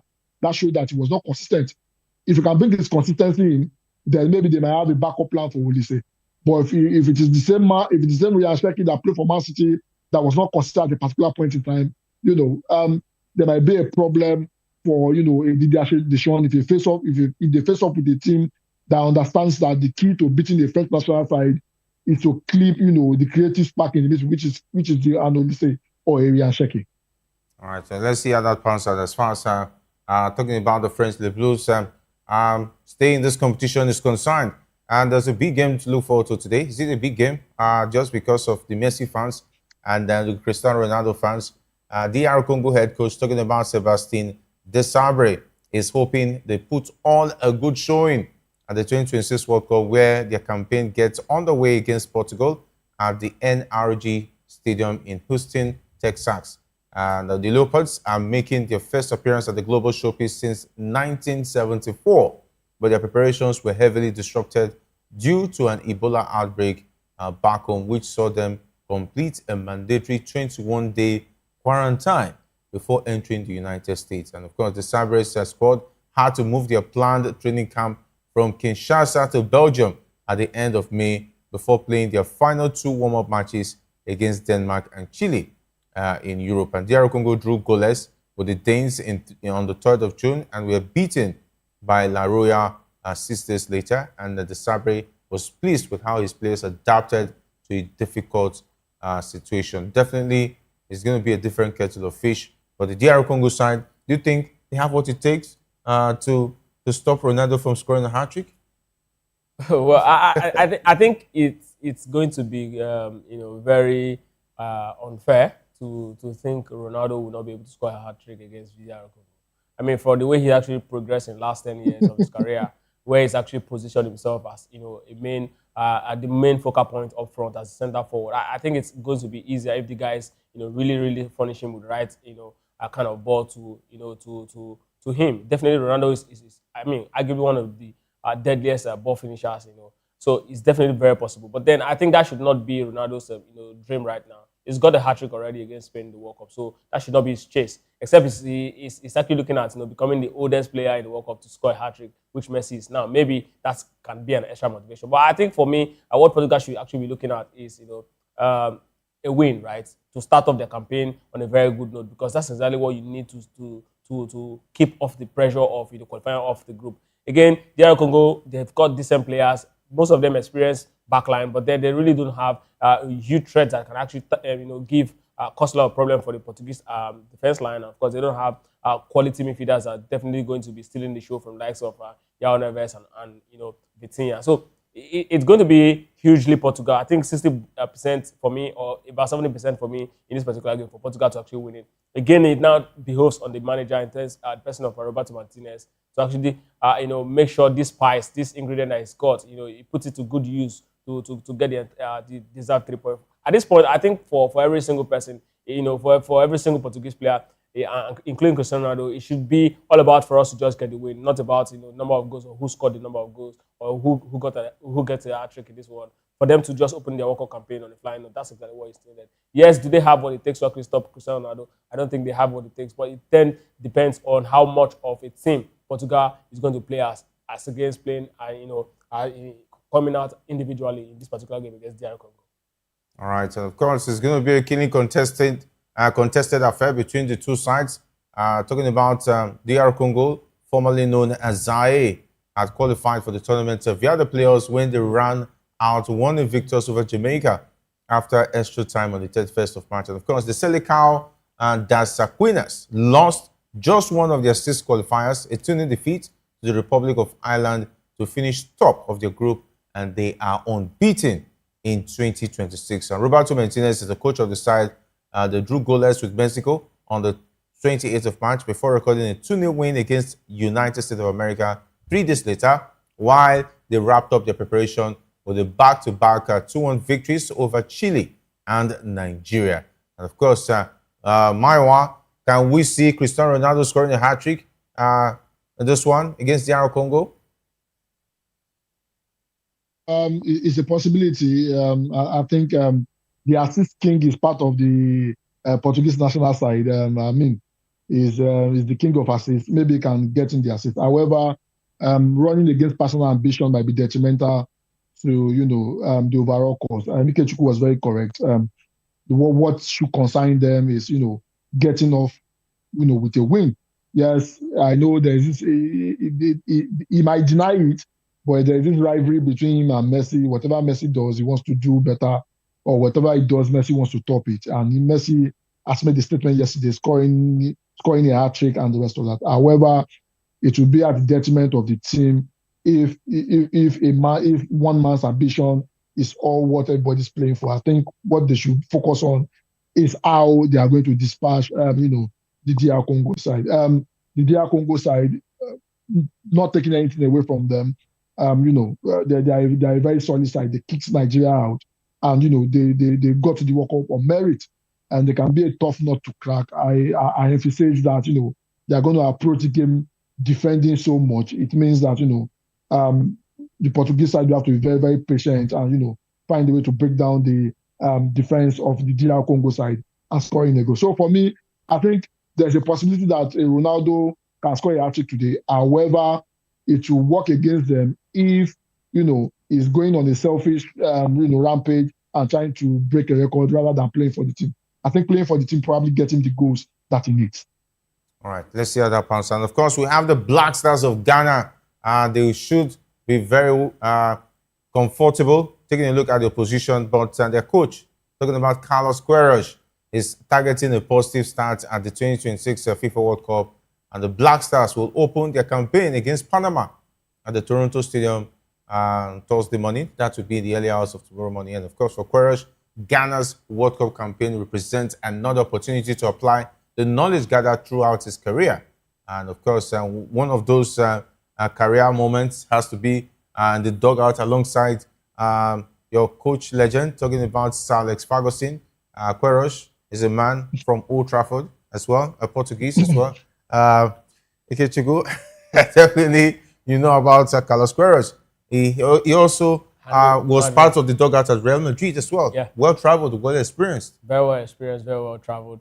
But then this, managing an African team is quite different, and he hasn't really shown, that he's got what it takes to really manage an African team. Maybe because he's here to actually, deliver the goods for Ghana in the Nations Cup. Maybe that's exactly why. Maybe he's got it in him, but as it stands now, reality says he doesn't have it. So taking it, him against playing against a team that's not African. Yes, you want to say South Americans or North Americans have something similar with Africans to an extent in terms of their approach and their physicality. But then I think the Black Stars of Ghana should actually find this one easy, at least compared to other games that we play in the group, Croatia and the Three Lions. Those are huge games, and so they definitely need to get all 3 points here and manage to actually at least steal a point in one of those two ties to at least get to a point where they'll be one of the best third in the group, at least if they cannot actually make it out of the group directly. But then this group is quite interesting. I was looking at this particular group, and then the incident with Thomas Partey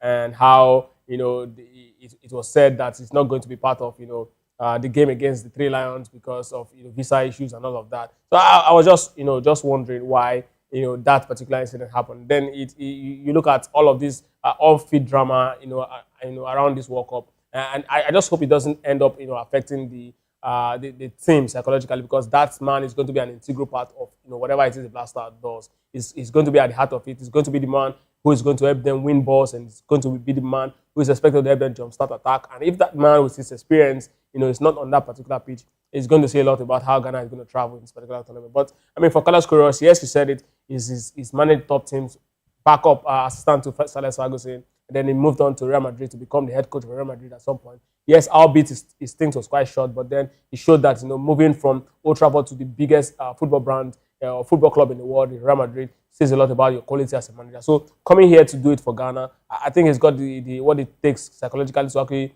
rile the boys to actually do the good job today, early hours of tomorrow, I beg your pardon. But then again, it's really forced on the players now to actually make that decision, how much of a sacrifice they want to actually make for their team. I just hope to see Ghana get all 3 points against Panama. At least let's get a lot of African teams. We can't have 10 African teams going to this particular round and then not have at least 5 of them coming out of the group stage. It's really unfair. So Ghana is one of those teams I'm rooting for to find a way out of this particular group. Yeah, now that means that will be 5 over 10. That is definitely will be a pass mark. If 5 African teams definitely makes it to the next round. Ghana's arrival in Toronto was greeted by passionate scenes as Black Star supporters turned out in large numbers to welcome the team, creating an atmosphere that underlined the enormous expectations surrounding the 4-time African champions. For Queiroz, he says that the final ingredients could come from the stands. Don't know, the Ghanaians in Canada are rallying around this team. This team did not go to the last AFCON. There've been a lot of things going against the Ghana Black Stars. I'm surprised they did not qualify for the AFCON, but they qualified for the World Cup. What a story. But the man who qualified them has since been sacked, and Queiroz has been given the responsibility to turn this around. Baiwa, what's your prediction? Ghana against Panama. Well, anytime Ikechukwu is supporting an African country, probably maybe he has an interest there. Remember when he decided to support Cabo Verde at the Nations Cup? We all knew exactly what the interest was. So wow. immediately he comes out and says he's interested Ghana. In some Ghana jollof. Some Ghana jollof and some oranges. Yeah, some Ghana oranges. Maybe he has seen something big that we cannot mention on air. So, but in any case, but in any case, that aside, I think remember the coach that did not qualify them for the Nations Cup but qualified them for the World Cup was fired because of a poor run of result. They played 7 games and did not win any of the 7 friendlies under him, and that was the reason why they fired him. To be honest with you, Mikechukwu is very correct. For national teams, Kyrgios has not achieved a lot. The jury is still out on him. I myself, when it was announced, I would have probably preferred Hervé Renard, who is the current coach of Tunisia at the moment. I would have preferred him to Kyrgios, because Renard has done it on the big stage. Kyrgios, he has not. And as far as I'm concerned, he's coming out of retirement to just collect pension. But however, this is a Ghanaian side that is trying to rebuild. They've brought in a couple of foreign-born players, likes of Semenyo, and there's a particular defender, I can't remember his name now. He also plays in England, if I'm not mistaken. He's also foreign-born too, who has joined that particular team. And they want to do something fantastic at the World Cup. So like Chukwu already said, it's up to the players to be able to stand up and be counted. Some of the players are aging, and like the Ayew brothers and the rest of them, this is an opportunity for them to make one, to make one shot before they finally retire and see if they can push Ghana forward. I think the Panamanians will probably be the whipping boys of the group, and this is a huge opportunity for Ghana to be able to take at this maximum point. A draw in this particular game might probably mean an automatic ticket back home. So they need to do all they need to do to ensure that they win this particular game. The easiest team to beat in this particular group will probably be the Panamanians, and I think the Ghanaians, they have enough quality to be able to do it. If the consistent Ghanaian side show up and not the inconsistent one that was losing games in the friendlies. All right, and of course, for the Ghana Black Stars, I think they have some bit of interesting players. Let's not forget they have Semenyo, who has been on form for Manchester City since he joined them from Bournemouth. And there's also the Inaki Williams, who has also been awesome on his own part. He joined Newcastle United just this season. So I think they have players who should be able to hold their own against the Panama side, but their own doing would be underrating the opponent. Yeah, absolutely. One of the biggest mistakes you make as a team is to actually underrate your opponent. You don't do that, no matter how small you think they are, no matter how in lack when it comes to quality you think they are. But you just go into the game, treat every team like you're playing the biggest team in the world football, like Brazil. You treat them like you're playing against France. For me, I see a lot of politics in this particular group, and it kind of worrisome for me. The Thomas Partey incident, right? Thomas Partey would likely be missing the England game, right? I'm not saying with the inclusion of Thomas Partey in that particular game against England, I'm not saying England cannot defeat them, but then it's actually going to lessen their burden. It's going to be easier for them playing against a Ghana without Thomas Partey. But then he's going to be up against Croatia. He's going to play fit against Croatia. It says a lot about what's going on. Of course, the English FA has come out to also say that the handshake, that the handshake before games that players actually, the normal ritual before game that players actually do is going to be they have to check it through if the 3-round players will actually have to shake Thomas Partey. And before immediately after they make that comment, the Canadian immigration also talked about the Thomas Partey paper and all of that. How can the entire team have their papers correct, and then one player, the key player of that particular team, is having difficulties with his papers? All of these things, you look at it, you start asking questions about what exactly is happening in this particular tournament. But I just hope again, in the end, amidst all of this drama, that Thomas Partey and the Ghanaian squad are able to actually find their way out of this particular group. It's going to really give me joy. They are the closest West African brothers that we have in this particular World Cup. If Ghana succeed, I don't care what you think about my support for Ghana, but the truth is, Ghana is one thing I really love, and then I hope they Maiwa, I promise you I will investigate and I will give you a report when I find out the reason why. Yes. Anyway, don't worry. We'll get the facts out, and it will be out in the open.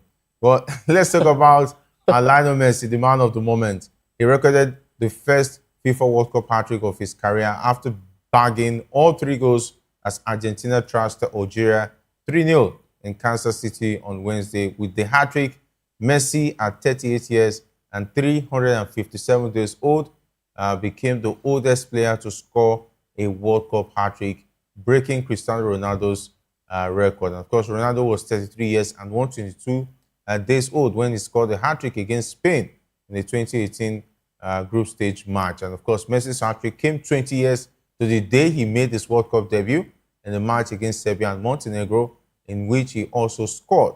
And of course, they say the rest is history.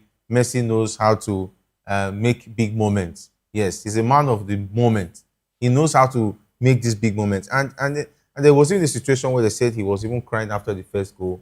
That means he said actually that he was going through some things, personal things he refused to reveal.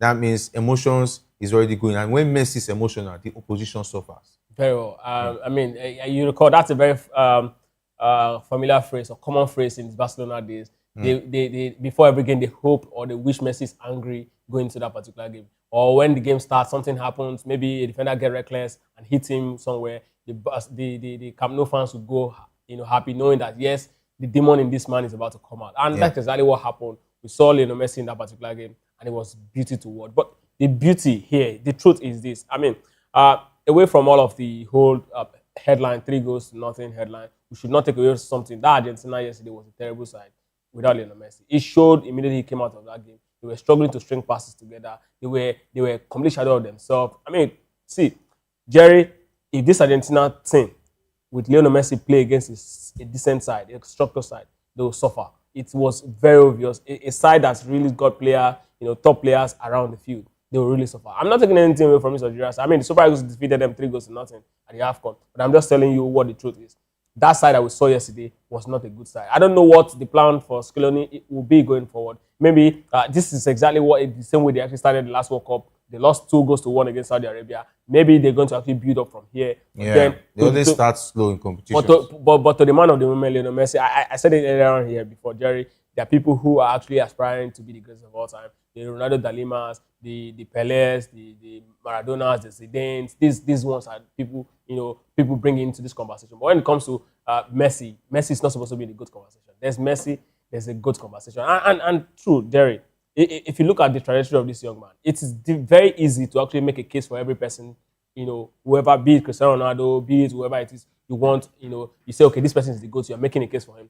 But one thing is certain, you cannot make a case against Lionel Messi. It's impossible. You can't make a case against him. That's exactly what this man is. At 38, he's doing this like player in his 27, 26-year-old prime. Come on, how many player of is I mean, even an Olise will do this sort of things and the world be like, oh God. But this is the usual training practice for Lionel Messi. We've seen this move every single time. The goals he scored, the 3 goals he scored, we've seen every single time. In the 20 years of his career as a player. So it's everything seems to be just ordinary for him. Football is easy for him. All right, and of course, you can see the parents as far as the World Cup rankings in goals is concerned. Maiwa, his third strike against Algeria drew him level with Germany's Miroslav Klose, won 16 goals for the most goals in FIFA World Cup history, and it was Messi's 11th hat-trick in international football. What about Messi? I think it's a class of his own. You can't put him in any conversation that he will not dwarf those people in those conversations. I will not want to commit blasphemy and say he's much more greater than Pele.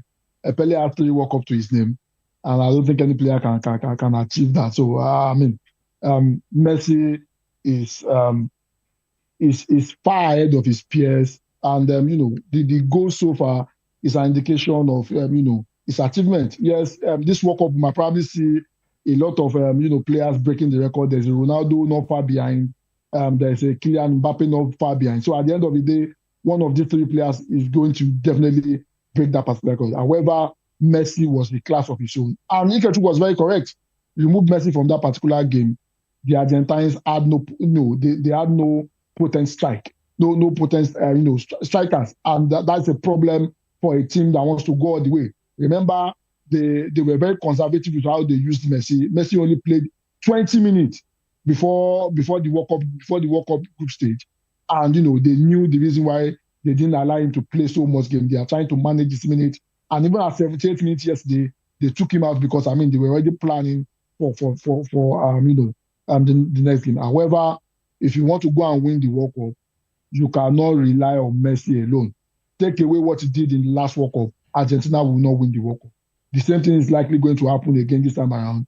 What happens if Messi gets injured? Remember, he's 39. what happens to him. I think Elena Scaloni needs to find a way around it. You cannot put all the weight of the country on Lionel Messi. If anything happens to him, I don't think there's a plan B. And, that's not a good plan going forward. If they play against a decent team that is able to cage Lionel Messi, if they play against a team like Saudi Arabia that was able to capture him in that first game, I think, Argentina will have a big problem. And that's an issue for Lionel Scaloni to figure out. All right, definitely a lot for Scaloni to think about, but it looks like Argentina, each time they go to the World Cup, Messi is the plan. And any other plan, we just have to make do with Messi plan. That's how it has always been. And fortunately, it has always worked for them. It has been working of late for them, because at the last edition, it was all about Messi as well. Not to take it away from players like Julian Alvarez and Martinez.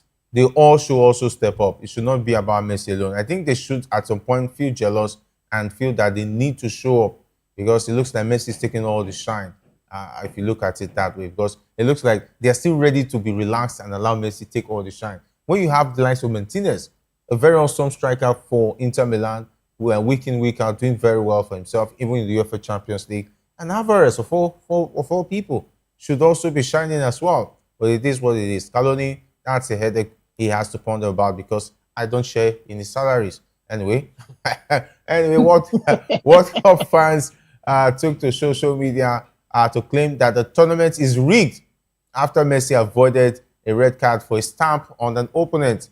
The superstar then went on to score a stunning hat-trick in Argentina's 3-0 victory over Algeria, of course. But Messi quickly became embroiled in controversy after he appeared to stamp on the calf and Achilles area of Algeria's Issa Mandi from behind while he tried to make a tackle. Mandi went down and looked to be in pain before replays suggested Messi may have been at risk of serious punishment from the referee, but the Inter Miami forward was somehow let off entirely by Polish referee, talking about Szymon Marciniak, while the game's VAR also didn't appear to check the incident. Who will be the referee that will give Messi a red card in his first game? I think it has to be Colina or someone else who has dogged. But whether you like it or not, that tackle is deserved of a red card if the rules are to be followed. No, Jerry, this is not a red card if the rules has to be followed. I think there's a lot of hypocrisy flying out in the air. Stamping a player from the back? No. Football has rules. You said if the rules has to be followed, and so let's follow the rules. Okay. Football has rules, and I think there's a lot of hypocrisy flying in the air. Referees are humans; they understand that. Looking at this, just look at this picture. This is picture you're showing, right? You show a picture. This is deliberate tackle from behind. Picture is telling just one story. The image, the video, right, is telling another story, right? Now, this guy is not in Lionel Messi's half, right? It's still very much in the half. This guy is not facing goal, the Lionel Messi's goal. This guy is not facing. It's not it's not in the point where he's looking at attacking, right? It's still very much in his half. And it's not. Does that make a difference? Again, when a player is chasing, when two players are running, right? All right. It is expected that when one changes direction, most likely the other one, because you're trying to actually put your leg on the ball, you most likely will stamp on the other person.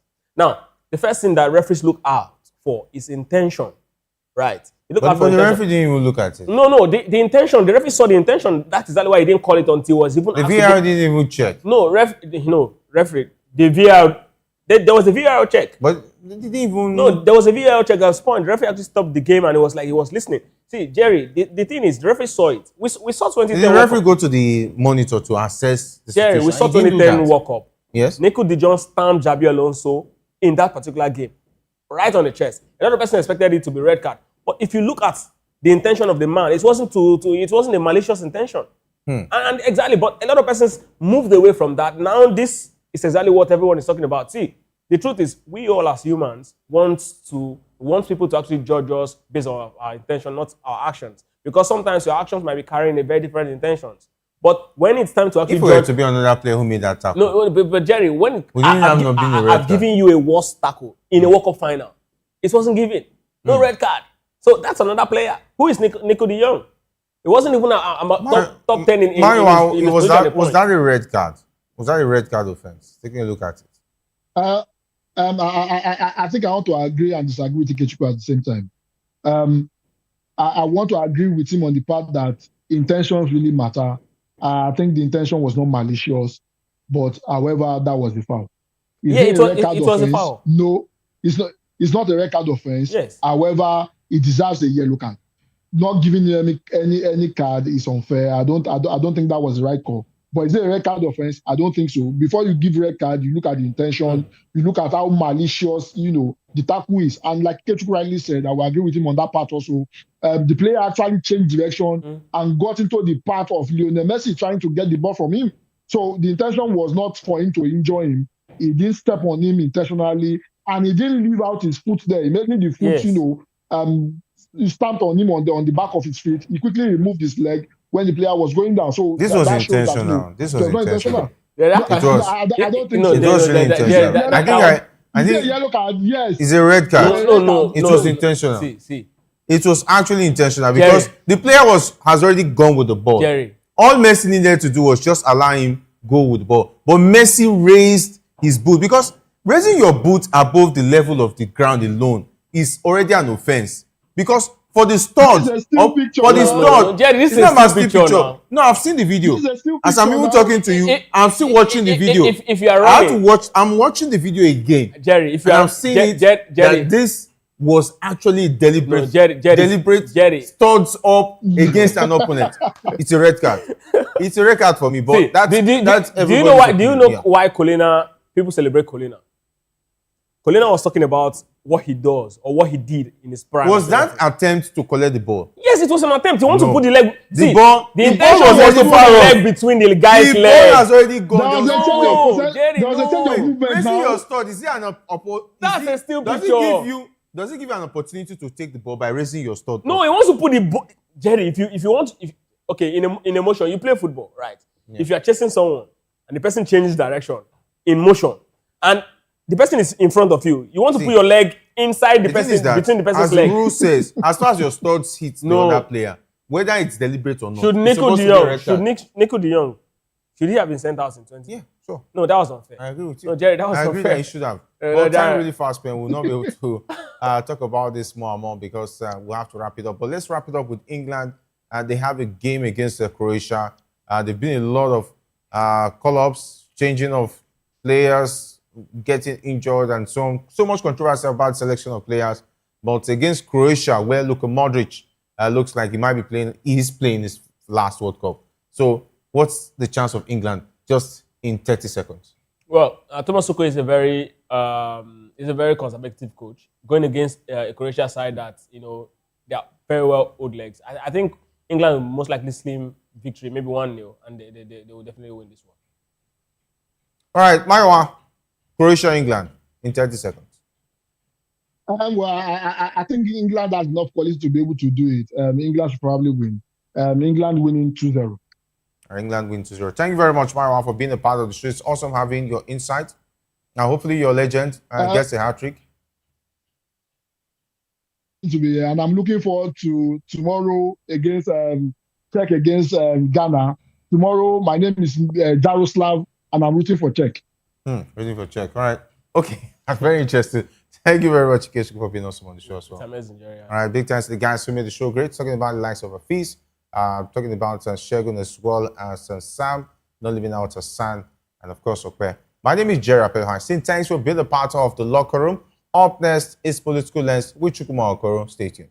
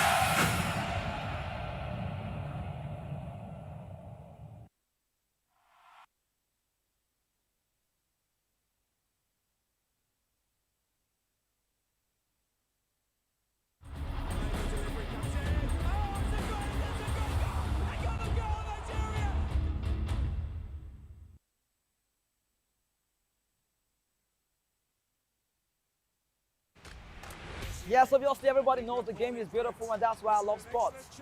My name is Kizzy K. You're welcome to my republic. But remember, there can never be a transfer without a window. Just like there can never be a deep thinking without a Pep Guardiola in football. You can't say tennis without talking about Djokovic.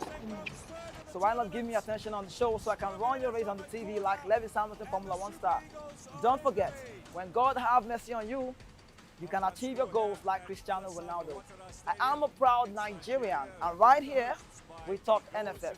For every sports update, commentaries, live interviews on the game, we got you on this, because right here at Voice of the People TV, the Sports Public Show has got everything just for you to be part of it. I love the beautiful game, and that's why Kizzy K loves sports. Are you ready for the extraordinary? Something big is happening on your screen.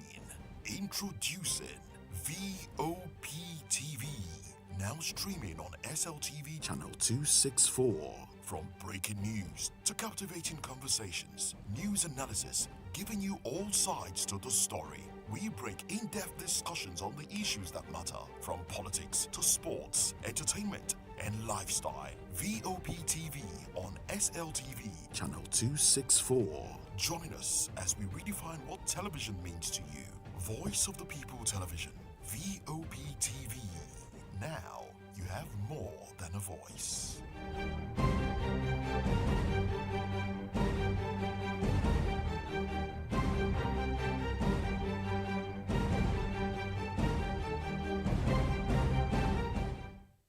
Welcome to Romeo Pizza.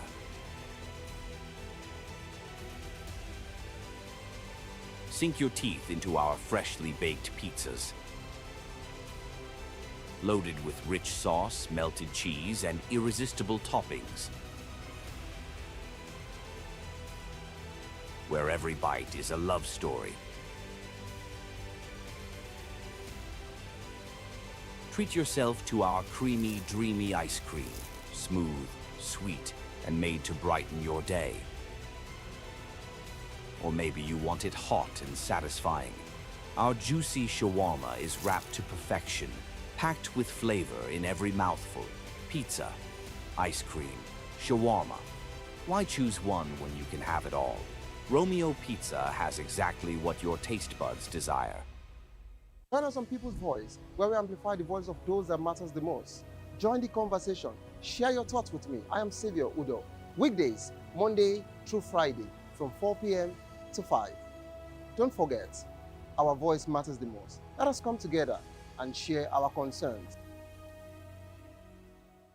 Hello, my name is Sinead. Keep watching VOP TV. What up? My name is Osula. You are watching VOP TV. Keep it locked.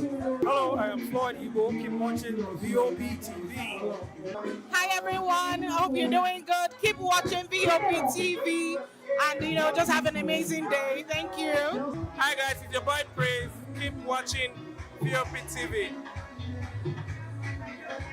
Welcome to the locker room, the home of football talk that matters. I am Jerry Arpillon. Join us every weekday, Monday to Friday at 5 p.m. Nigerian time, as we share the hot takes and hot debates in the exciting world of football. And joining me are the usual suspects, Ikechukwu and Mayowa, as we break down all the hot takes and everything that's happening in the football. Don't just watch football, live it with us. Catch us on the locker room and Voice of the People Television at 5 p.m. Nigerian time. And like I always say, if not 20 minutes off, with the sport.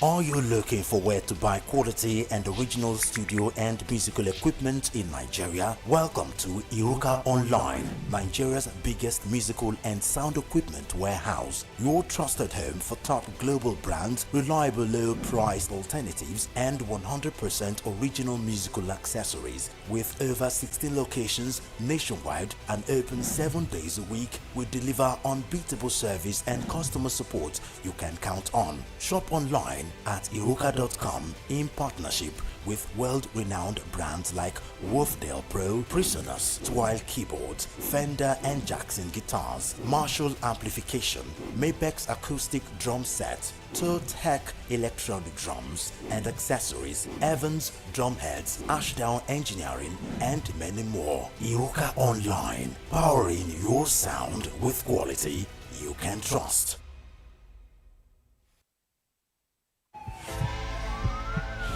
This is Health Check, your weekly guide to better living, smarter choices, and trusted answers.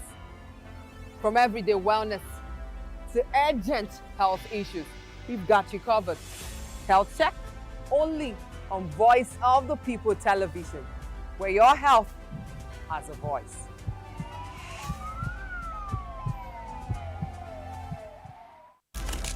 In a world where power shapes with every headline, In a nation full of questions, In a world filled with noise, the truth needs a voice. The policies that shapes our world and the economy that determines our future. every hour, every day, the grapevine keeps buzzing. And together, we are committed to telling the stories that shape our world because your voice is our focus. Don't forget, our voice matters the most. Let us come together and share our concerns.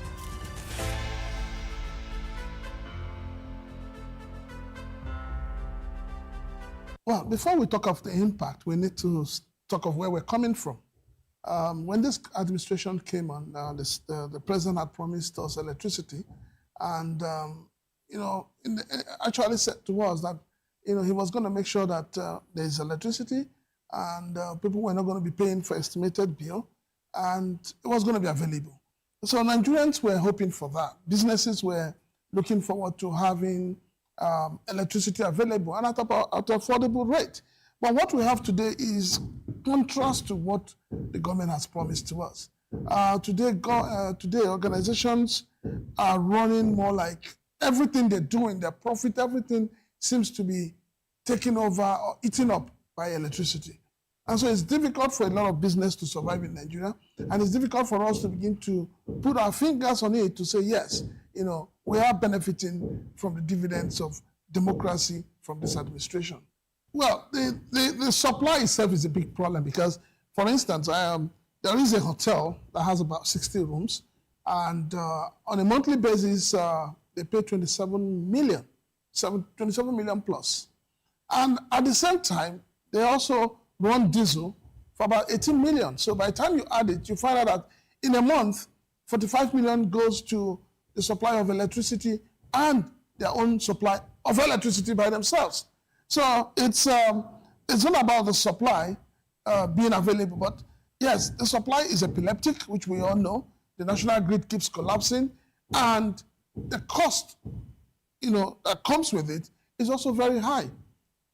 So it's difficult for anybody today in Nigeria to give a pass mark to electricity supply.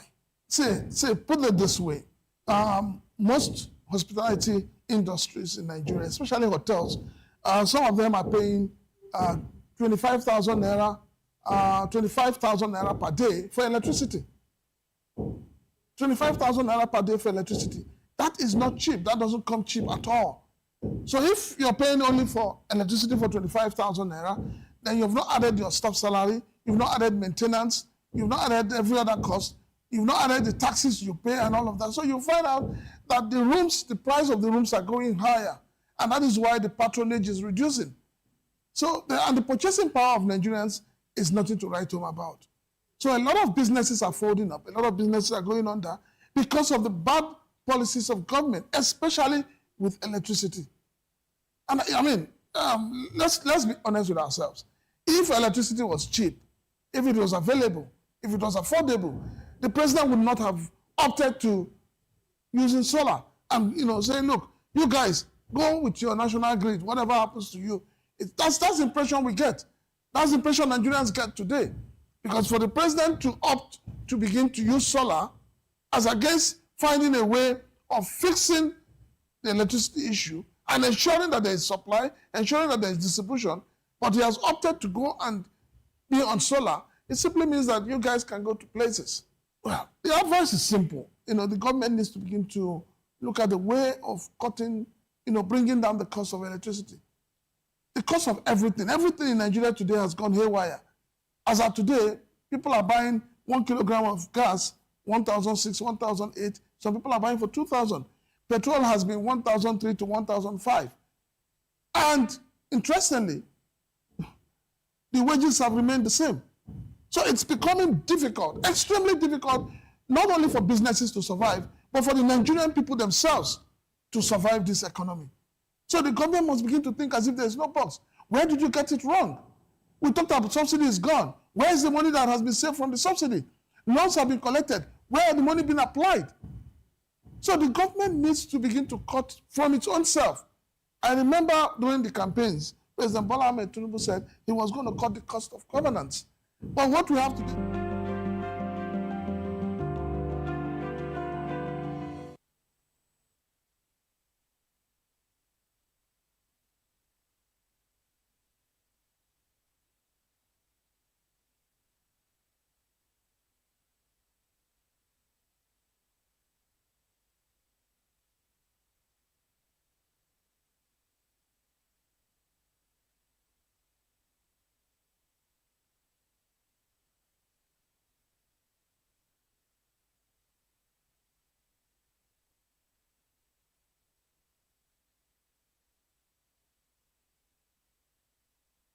Okay, now, tonight on Political Lens, Nigeria's political space is under intense scrutiny. The African Democratic Congress, ADC, is pushing back against a controversial court ruling ordering its registration while accusing the judiciary and the ruling All Progressives Congress of plotting to weaken the opposition ahead of 2027. Well, it's instructive. It's good to know that, well, the Court of Appeal has issued a stay of execution, asking INEC to hold on with the registration process until the substantive matter before the appeal is determined.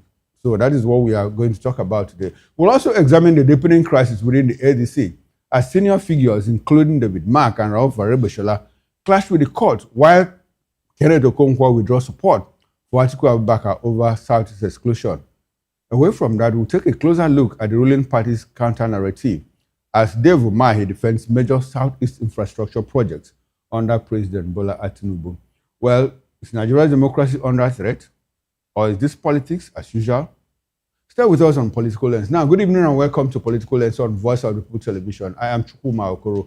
Many thanks for joining us. Let's bring in our guests. We've been joined in the studio by Mayor John Echefu. Echefu is a political and public affairs analyst. Good evening, Mayor, and thanks for your time. I appreciate it. Good evening. Good to have you. It's been a while. Thank you very much. Good evening. Now, let's quickly roll into it. Now, the ADC, as we all know, has condemned a federal court ruling ordering its registration and that of 4 other parties, calling it an attack on Nigeria's democracy and a plot to weaken opposition ahead of the 2027 elections.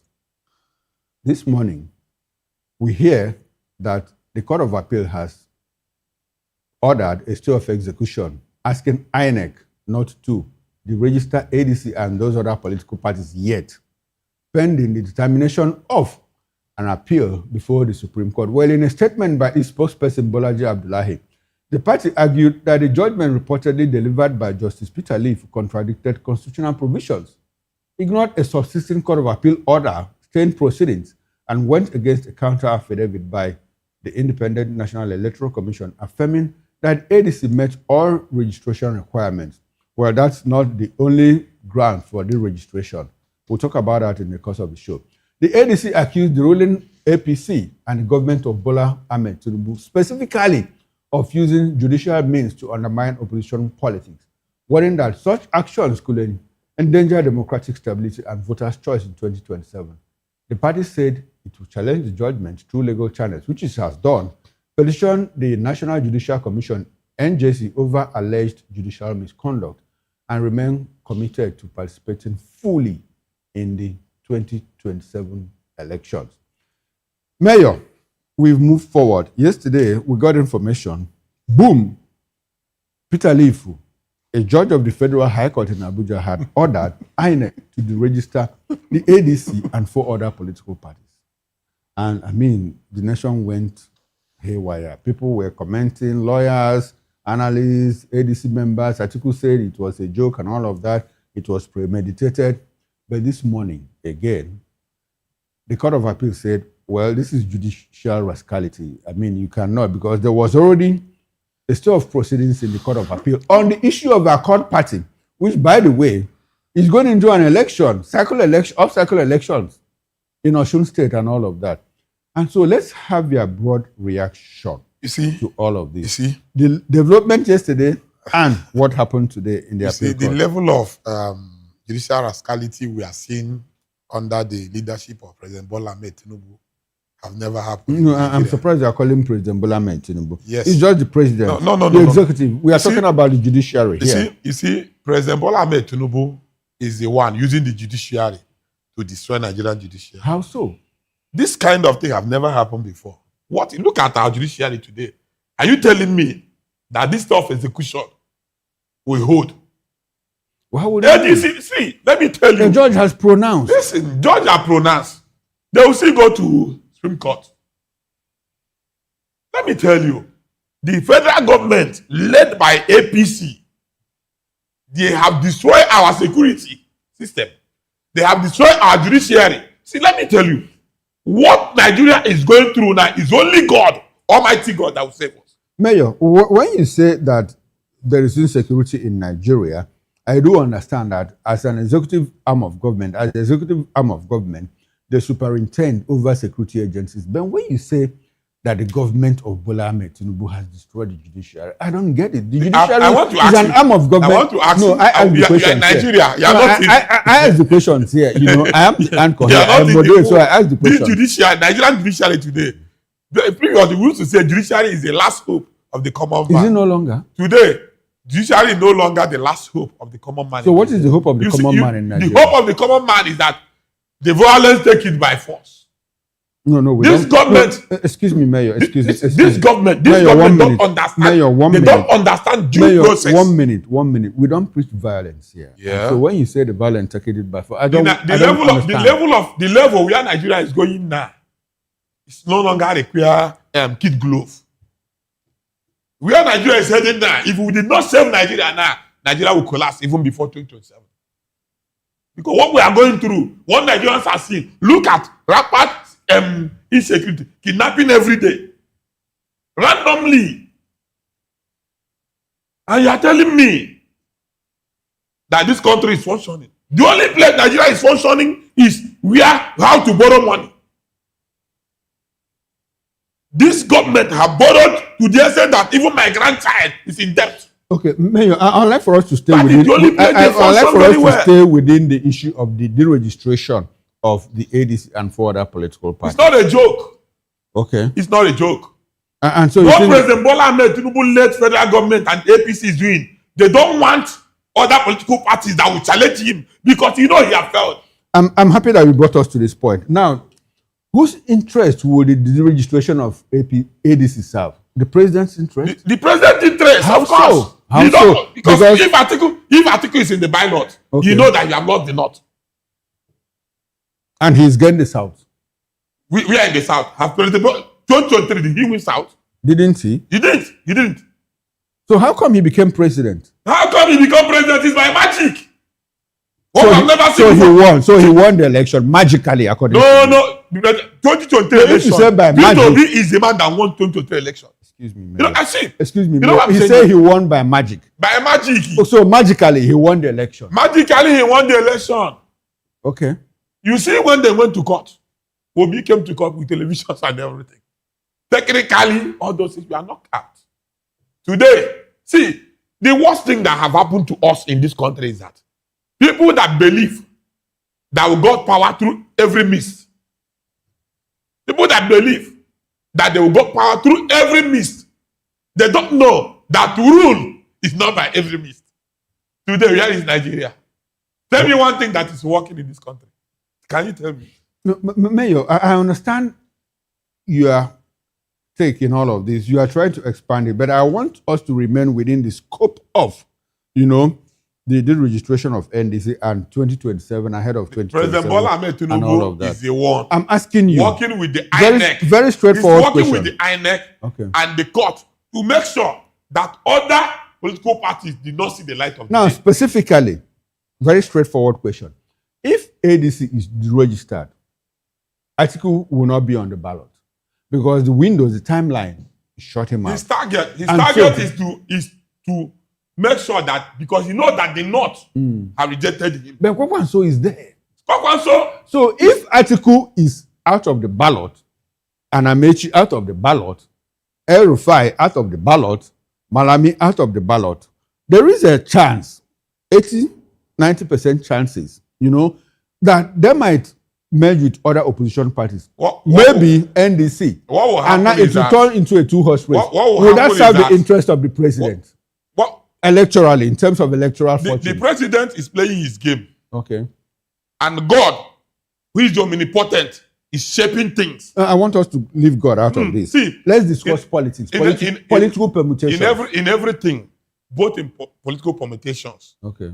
there is the hand of God in everything. So the hand of God So is anything. Excuse me, Mayor. So are you saying that the hand of God is what left Nigeria in this situation? No. So No. you see, Whatever so the- you are cherry whatever the- picking. whatever the When it president- suits you, you say God is not there, but when it doesn't, Whatever the president does to make sure that there is no opposition party in Nigeria, God will always show him. you are bringing in God into all of this. See, mix. do you know So, why? and I'm asking you, do you think that the situation of Nigeria now, the situation in Nigeria is ordered by God? No. And so what gives you the impression that God will intervene in What 2027? give me it's not God will intervene. Okay. What give me the impression is that whatever the evil the president is planning against Nigerians, because he's planning evil against Nigerians, a man who fought Abacha with Nadeko, a man who have been going everywhere saying that it's part of the system that have brought democracy in Nigeria, that he afforded this, afforded. Today, he happens to be the president in a way that we cannot justify. And he's the man fighting to kill democracy in Nigeria. Mayor, I asked you a direct question. If Atiku is out of the ballot, how will it benefit the president? The president believes Okay. that if Atiku is out of the ballot, it will help him to get some vote in the North. You think Atiku is in control of the North? See, let me tell you. Do you think that Atiku is in control of the Atiku North? is a Northerner. Okay. He's a Funali man. Okay. And the Northerners have suffered so much under the leadership of President Bola Ahmed Tinubu. Didn't they suffer under Buhari? Remember, Didn't the North suffer under during Buhari? You know the level of suffering today. Okay. During Buhari, at least one bag of rice is at 5,000. Okay. Today, one bag of rice is It's only 5,000. Northerners that are buying rice at No. 5,000. The Easterners, Okay. the suffering they have understood it. The Northerners, when Buhari was the president, there are some privileges that have been given to the Northerners. Okay. Today, President Tinubu is there. You can remember, the whole service chief is from the West. It's just few people that's from the North. So, President Tinubu believes that if he can be able to knock Atiku back out of the race, he can use that opportunity to get more vote out from the North. Because remember, 2023 election, it was through the North that they rigged the election for him. He lost Lagos. No, Mayor, He lost Abuja. Mayor, I want us to be very careful in what we put out here. You say rig the election. I don't understand that because at some point the Supreme Court said, well, this man won the election. So when you talk about rigging, where is that coming from? Can you tell me any president that won an election without winning Abuja, Lagos, and Port Harcourt? Tell me. Well, Tinubu did. Tinubu, that is the magic. So must it be rigging? It's a fraud. How? Because the Supreme Court said you don't necessarily have to win Abuja to become president. No, that is. They interpreted the letters of the Constitution. Esteemed judges. That is why I have told you. Okay, let's go for a very quick break. I'll be right back. We need to fix something at the back end. Please do stay with us. We'll be right back.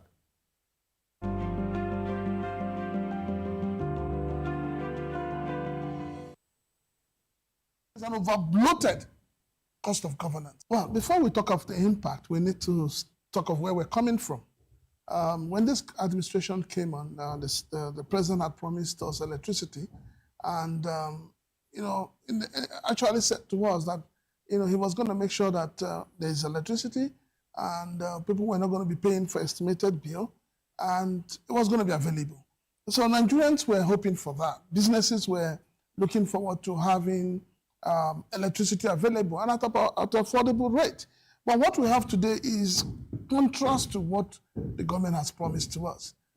Today, organizations are running more like everything they're doing, their profit, everything seems to be taken over or eaten up by electricity. And so it's difficult for a lot of business to survive in Nigeria.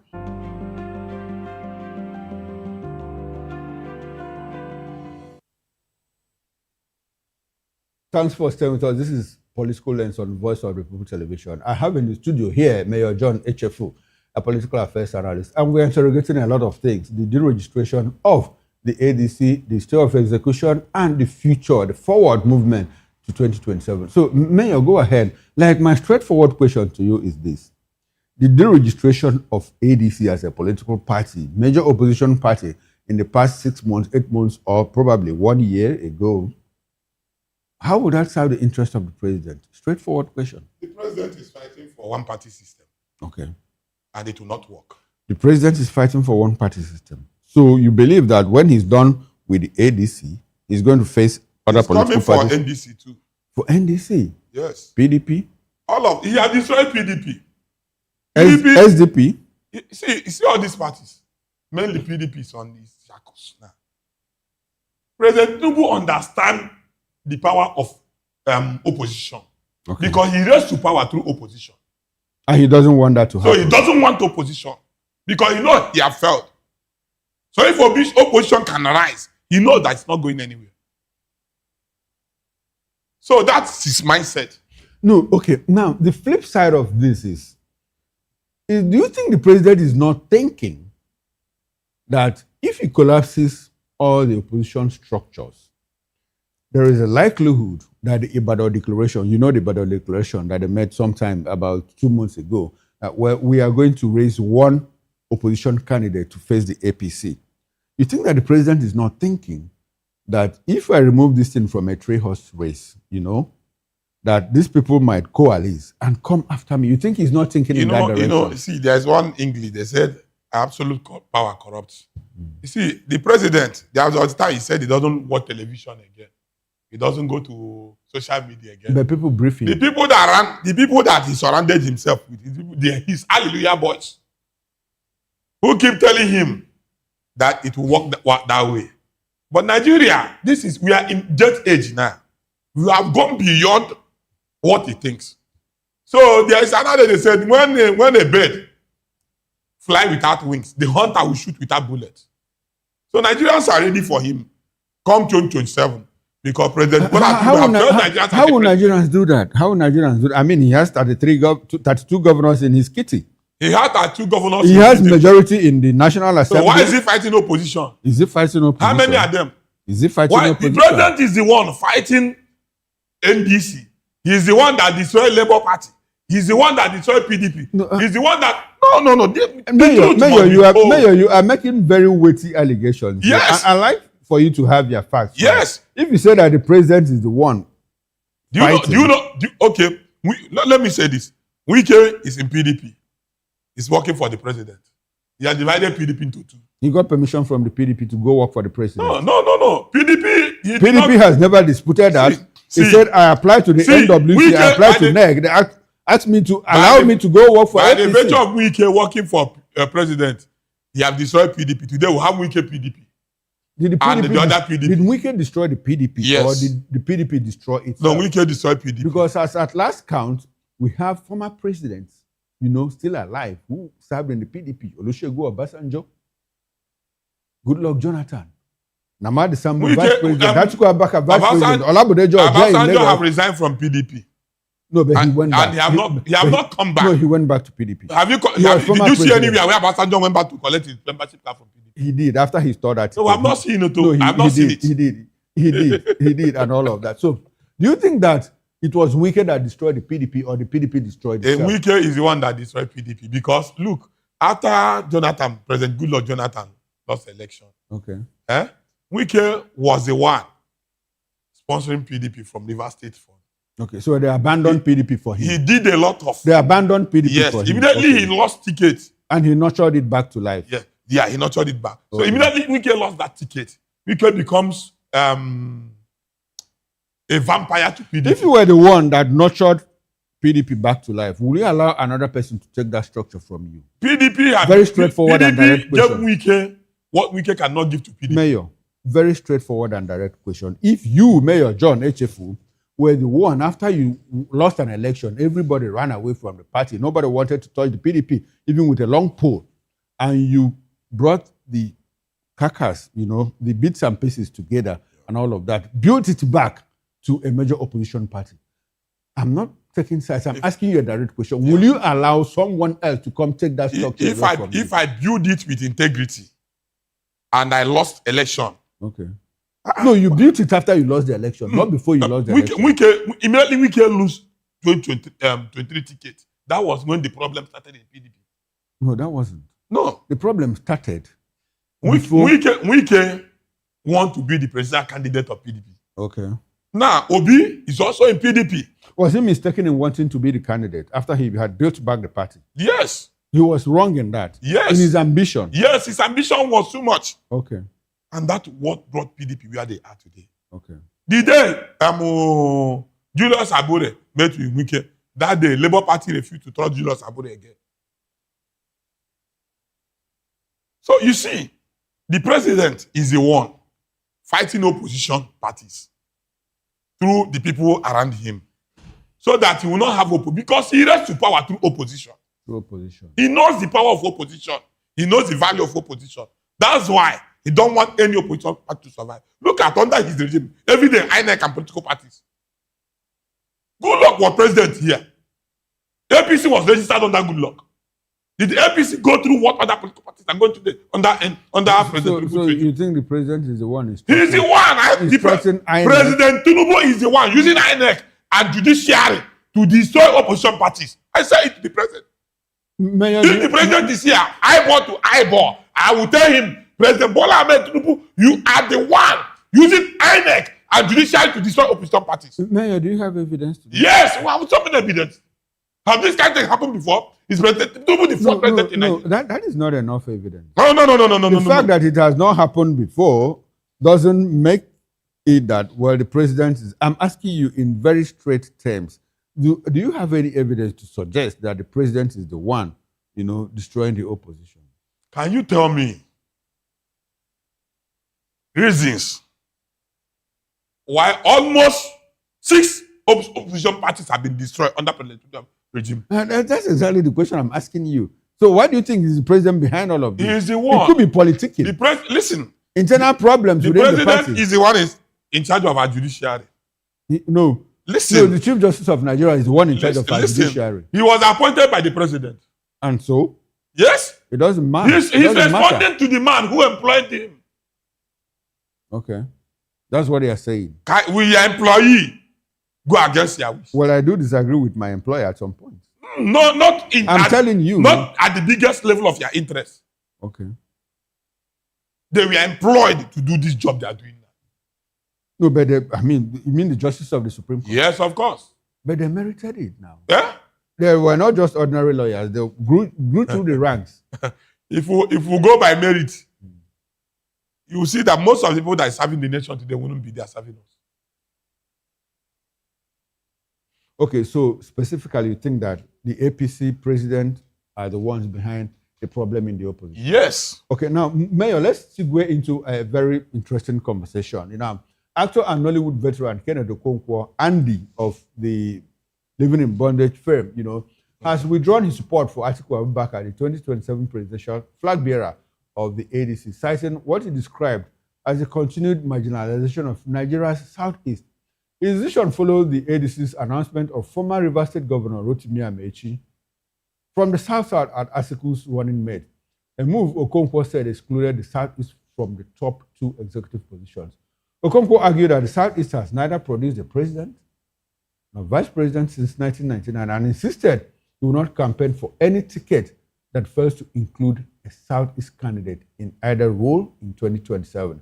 He maintained that ADC founder Ralph Mosu's sacrifices were not meant to align his region and warned that denying the Southeast the vice presidential slot will amount to injustice, prompting him to step away from supporting Atiku's candidacy? I think my beloved, let me use this language. Mayor, I've not asked my question. Okay, you have not asked. I've not asked my question. You are in a hurry to land. Because this is a very important one. Okay, let's go ahead. Let's interrogate Okonkwo's position. Go ahead. Okay. I think my beloved brother, Ken Okonkwo, is my very good friend. Okay. We have so many pictures together. He's a very close friend of mine. You know, when he started talking, you know, using ranting against Peter, I called him twice to tell him that you can't be, Peter Obi is the best candidate we have in Nigeria now. According to you. Not according, see, tell me one man in Nigeria who has served as a godfather that can come out and say, go and verify my character, except Peter Obi. Okay, so that makes him the best. The President Tinubu we have today, look at this, we still have Chicago issue there. We still have AIDS issue. We still have everywhere, one surrounding the president. Peter Obi is the only man. I will say it anywhere. Peter Obi is the only man who has the Magna Charta to change Nigerian economy, to make new Nigeria a reality. Based on character, based on achievement, based on things that is coming to put on the board. The only man that is ready to make his life for Nigeria to work again is Peter Obi. None of them can do it. Mayor, Peter Obi has... Now let me come to Kenneth. Okay. Kenneth believed that he's dealing with people who have conscience. He was following Atiku, don't a little thing for Atiku. Noticing Atiku's image. In fact, Kenneth Okonkwo went to the market, bought had the brush, and brought Atiku's image. He was using the brush to clean his image, so that Atiku will glitter like bright stone again. But he doesn't know the people, the characters he's dealing with. That these people, if you like, go and bring acid and wash them. They are what they are. They don't change. So for Atiku, Kenneth was believing that Atiku will pick his vice from the southeast. At least the injustice meted against the southeasterners. At least so that something can justify why he's working for Atiku. Okay, so at the end of the day, Atiku pick Amechi as his running mate. So what is Kenneth Okonkwo still doing there? What Kenneth needs to do now is to come out and beg Peter Obi and tell Peter, I'm sorry for things I have said about you, the wrong things I have done about you, the wrong things I have said about you. Please, my brother, I'm sorry. Forgive me. Okay, now, Mayor, let's take it one at a time. Was Kenneth expecting that Atiku would choose him as his running mate? Kenneth never go for a running mate. Okay, he wasn't expecting Kenneth was doing his job as a clear-minded, because they have told him that if Atiku and Peter will run, okay, before the election the next day, today they have won the election. Okay. So Kenneth, was that busy trying to push Peter to accept to be Atiku's running mate. Because Atiku had planned his way. The man that believed that ADC was formed in his parlor has done everything possible to make sure that he wins that primary. Then Obi will be. But Obi, we don't want vice president. Okay. The best cannot be the vice. Somebody is better than. No. Because Obi is better than Atiku. Okay, character-wise, vision-wise, and in every aspect. Okay, so now we have apparently Kenneth was not expecting that he would be chosen as the running mate. Okay, that was not in his mind. That was not in. Kenneth have never. That was not in the radar. Yeah. Now, talking about living out the southeast, Atiku Abubakar approached Emeka Ihedioha, former governor of Imo State, former deputy speaker of the House of Representatives. Emeka said, I don't want to be running mate because of my brother Peter Obi that is on the ballot. And so who else in the southeast do you think that Atiku should have gone for? Atiku have so many friends in the southeast that he can pick. No, it's not about friendship. It's about political value. See, let me tell you.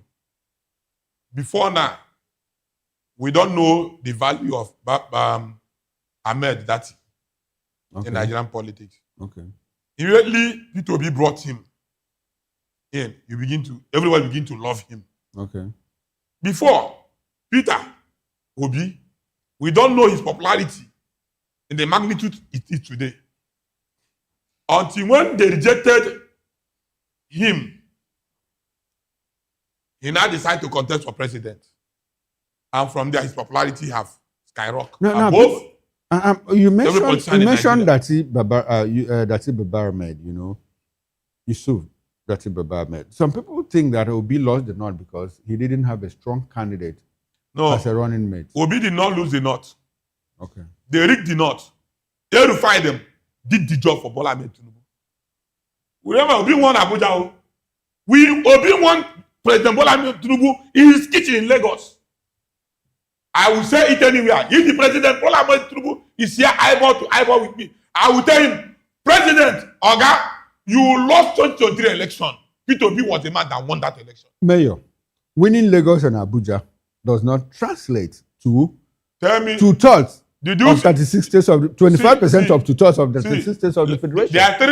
Does it? It doesn't. There is 4 states that decide Nigerian election. Things could change. There is things. How many people are in the Ekiti state? How many people? Tell me the number of the electoral Which states? Which states determine? There's 4 states that determine Nigerian presidential election. Okay. Lagos, Kano, Port Harcourt, and Abuja. Rivers State and Abuja. Okay. Can I ask you something? Yeah. Now, in 2023, Rivers State delivered 230,000 votes to the president. Rivers State election was manipulated by Wike. No, I'm not talking about who won or who didn't win. 230,000 votes to the president. In that same 2023, Oyo State delivered 444,000 votes to the president. So how come Rivers State is placed ahead of Oyo State in terms of who becomes the president? Oyo State, they wrote it. Go to the IRF. How many votes did Oyo produce in the IRF? Okay, so, but did they write that of Rivers according to you? The that of Rivers, we can change the vote that came from Rivers. Peter Obi won Rivers State. Okay. He won Rivers State. Answer. And because of what we did in Rivers State, that's why President Bola Ahmed Tinubu let's come back. Let's come back to the issue. Now, the issue is that, well, Kenneth says again, I will not campaign for any ticket, that does not contain the Southeasterner either as president or running mate. He knew all of this when Obi was pursuing the ticket. And he constantly, without ceasing, the issue was attacking Peter Obi. The problem, I have not discussed with Kenneth for a very long time. The last time we met was at the Daily Sun Man of the Year Award. Okay. No, after that, I'm not seen again. See, Kenneth believes that Peter and Atiku's ticket would have been the best. But we, the people who believe in credibility and quality leadership, we believe in Obi. What is Atiku coming to do? We want to have a man like Obi. Go and check Atiku's history. See so many this that surround his history. Obi is the only man that this president is afraid of. You know what Fayose said before? He said that Obi will remove President Bola Ahmed Tinubu from power in 2027. How is it? How can Fayose say that? He said it. I mean, even if he says it, should we take it to the bank? Who is Fayose? Just former governor of Ekiti State. You know why? Nigerians, we are tired of people who don't know their source. We are tired of people who don't know their achievement in politics. We are tired of people who we cannot be proud of. We are tired of people who cannot be free and tell us that they are not coming to borrow. We are tired of people who will tell us that we will fight insecurity, and under them, insecurity will raise to power 100. We are tired of people who will tell us that if they did not give us electricity, that they should not vote for them again. Why now they are using solar light in Aso Rock? Okay, now, Mayor, what is the impression that if another former governor, becomes the president? Because we have had governors become president. We had Yaradua, who was a former governor of Katsina State. He became president. Well, before we could understand what was going, Providence took him. After that, Jonathan came. Jonathan was former governor of Bayelsa State. How did we fare? After Jonathan, we now had Buhari, who, by the way, was former military administrator of Borno State. How did we fare? And after Buhari, we have a former governor of Lagos State. People believe Center of Excellence that he created and built Lagos, according to him and his acolytes. So what gives you the impression that He did not build Lagos. No, according to his acolytes. Now, what gives you the impression that if Peter Obi becomes president, former governor of Anambra State, he did well in Anambra, going by records and all of that, won MDG awards and all of that, you know, what gives you the impression that he will be able to operate at the central level? There is an adage that said, show me a friend, I will tell you who you are. Okay. There's also an Igbo adage that says, it's only a bush animal or bush rat that has not been caught before that the hunter will not know how to cut. Okay. Peter Obi is tested okay. He has been there as a governor. And the president was governor in Lagos? No. What Peter Obi achieved as a governor in Anambra, our current president today could not achieve it in Lagos. Well, I mean, a lot of people will not Peter agree with you. Peter Obi's records are there. Okay. The president's records are there too. After Peter Obi as governor of Anambra State, Peter Obi have continued to touch the life of Nigerians in a positive way. The only man after look, let me tell you this. After the tenure of President Tinubu, Bola Ahmed Tinubu as governor of Lagos, you know how many EFCC cases he has?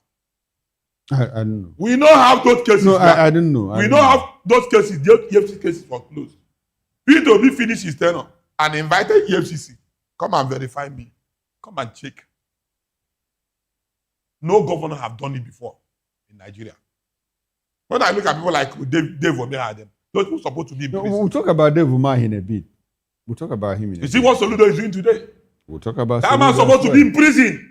He's a seven governor. If Yes. you have evidence, you can approach We are, the see, EFCC let me and you tell you, can there's approach something the I court. said that I said, we are building what we call hall of shame for so many of our governors who have failed Nigeria. Now, Mayor, We are writing that we personally, after his tenure, we are going to bring out the money that they have collected from federal government Okay. that they have embezzled. Well, I'm We not are sure. going to take it beyond.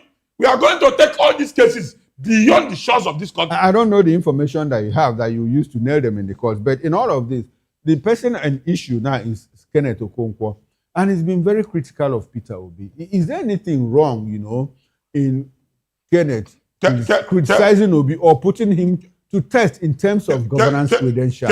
Ken, is there anything wrong in saying, putting him to test? Listen. In terms of governance? Listen. People that we are using Kenneth don't know that we are using them. Like there's something Kachon Onuju said. He said it was Hasserent that bring problem between Peter and Kenneth. I don't conclude on that because Kenneth have not told me something like that before. Neither did Peter talk with me in sort of that.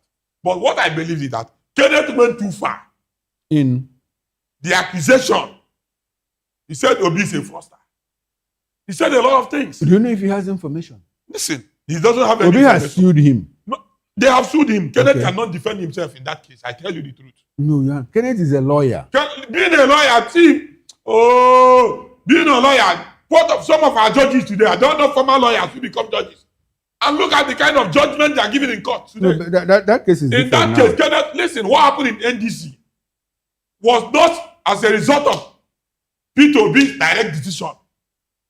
There are some criminal elements from PDP and APC who joined NDC before even Peter joined it. So you cannot judge. Mayor, my straightforward question is. You know what? I'm coming. Land on your thought because we are costing home. Kenneth, we are saying that they collected million. It was not Peter that collected the money. Okay. It was the party. Now, my direct question is there anything wrong in Kenneth trying to hold Obi to account? There is nothing wrong. There's nothing with wrong that. with that. But the manner by which he goes about it becomes a problem. Becomes a problem to you.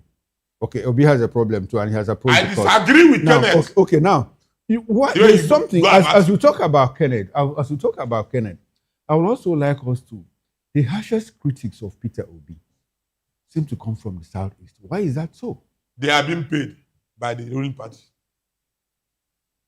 And they allow themselves to do use. you know how many bloggers that the ruling party is paying for them to use their platform to criticize Peter Obi? I don't know. You have that information.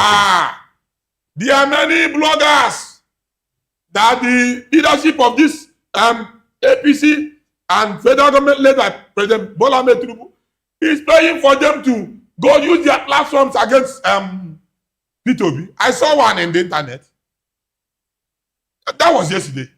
The man was confessing that they are promising him money for him to use his page against Peter. But he don't want to do it because he knows that P2B is not a saint, but he's the best of the best right now. The only man that have the Magnet Charter to change Nigerian economy. The only man that Nigerians can trust. The only man that after talking, he said, go and verify. Tell me another candidate that can be able to bold enough. I say, the man that started challenging the election of APC since 2023, and until now, APC have not seen anything against him. That is the man I want to vote for. That is the man Nigerians are waiting for. Peter, come 2027. Nigerian youths are waiting for you. Women are waiting for you. Students are waiting for you. Please come and save Nigeria. You must change the narrative. The time is now. The time to save Nigeria is now. And Peter, the destiny of Nigeria is hanging on you. Mayor, please. I don't want you to. Put good words for any candidate. We are just holding a conversation. Allow the viewer and the listener to make their choices.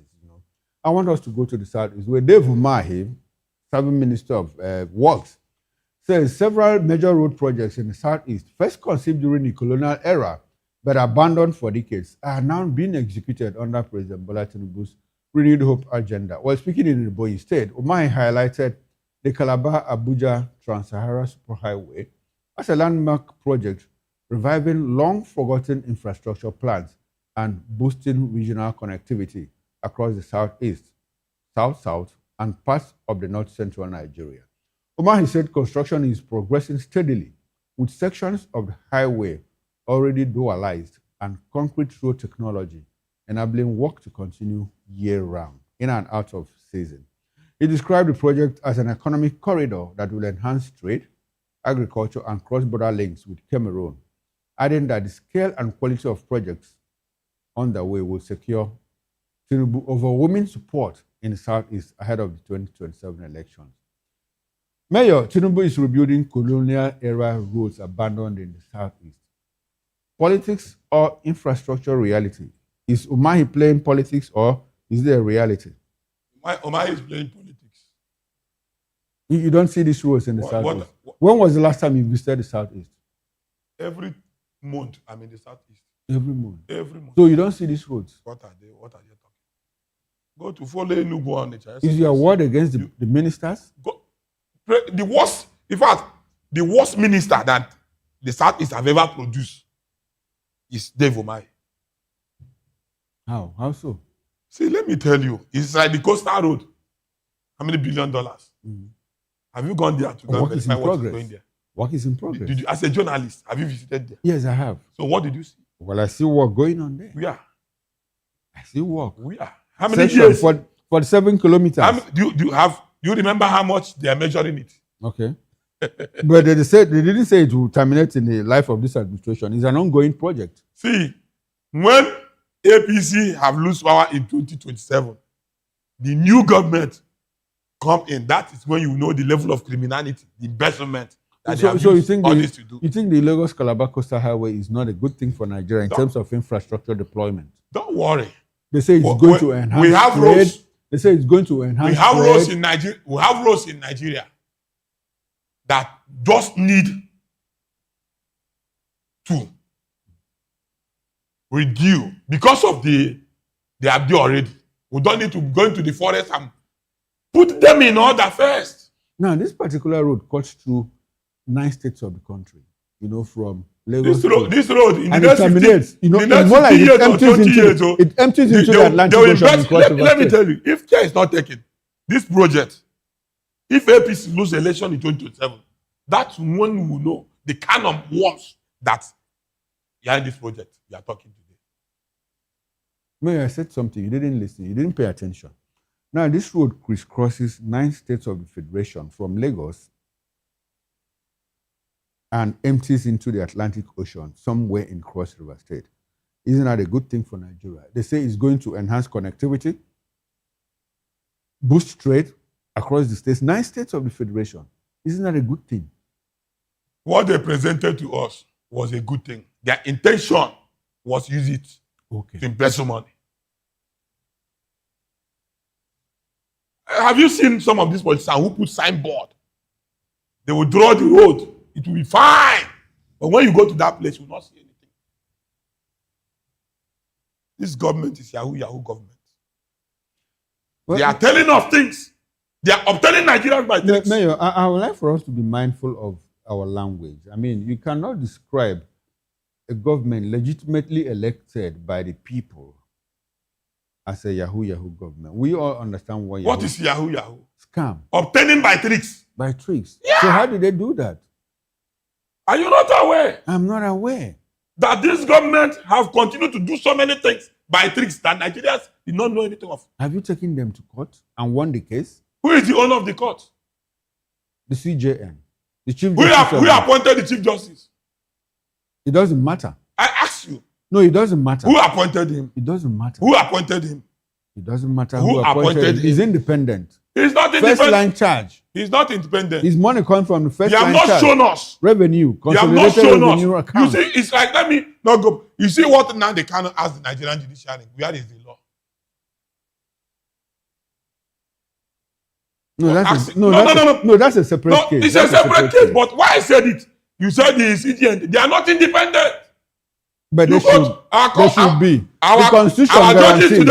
Our judges today, they wrote judgment for them and give them. The Constitution of the Federal Republic of Nigeria guarantees the independence of the judiciary, separation of power. And so if the until the Constitution remove the power from president to appoint judges, from the president to appoint chief of defense staff, that is when. Who should do the appointment? Yeah? Who should do the appointment?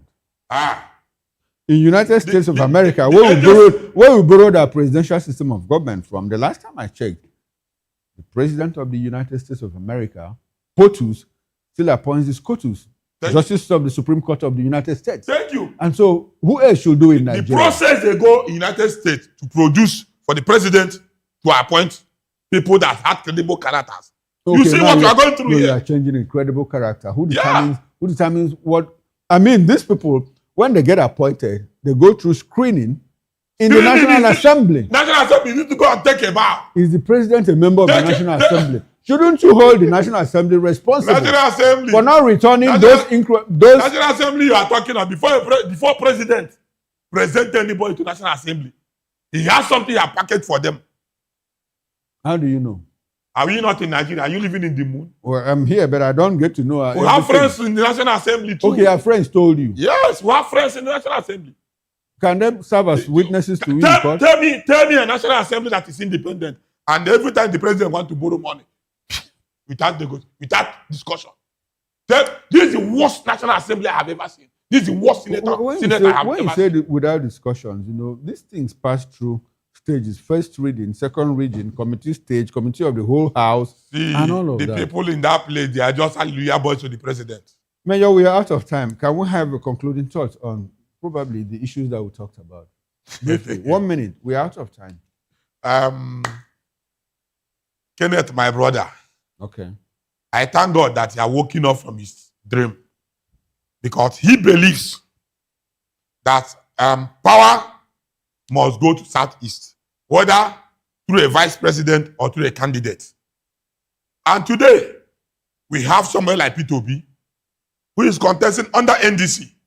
And I'm also advising the ADC people, in case the president owns the judiciary, in case they did not succeed, everybody should put hands together. All right. Let us have a better coalition. Okay. Under NDC. Mayor, we are out of time. We are out of time. In concluding, I would like for you to. Soludo was in Ebonyi and he asked the people of the Southeast to vote for Bola Tinubu in 2027. How do you react to that? Soludo is a liar. He's a deceiver. Soludo, you are a liar and you are a deceiver. You cannot deceive the Southeasterners. This is not the same Soludo that told us that when he become governor, he will turn Anambra State to Dubai. Go to Anambra State. You form Dogachi. You form Akodo. Today, the casualties people are having through Dogachi and Akodo is more than the casualties they are having from the even police and other. All right. Now Soludo is going about shouting it's a progressive. When Soludo finish his tenure. All right. Unfortunately, my director has warned me that we have to leave now. Maybe we can do this some other time. On behalf of the backroom staff, I must say a very big thank you to you, Mayor John HF, who joined me on Political Lens. The technical director, appreciation, ingest manager, bus manager, and the sound engineer. Thank you very much for the time spent with you. Back end, front end. I am Chukwu Makuru. Up next is Issues with Nana and Demjuto. For me, I'll see you tomorrow 8 o'clock on the morning show. Bye for now and enjoy the rest of your evening.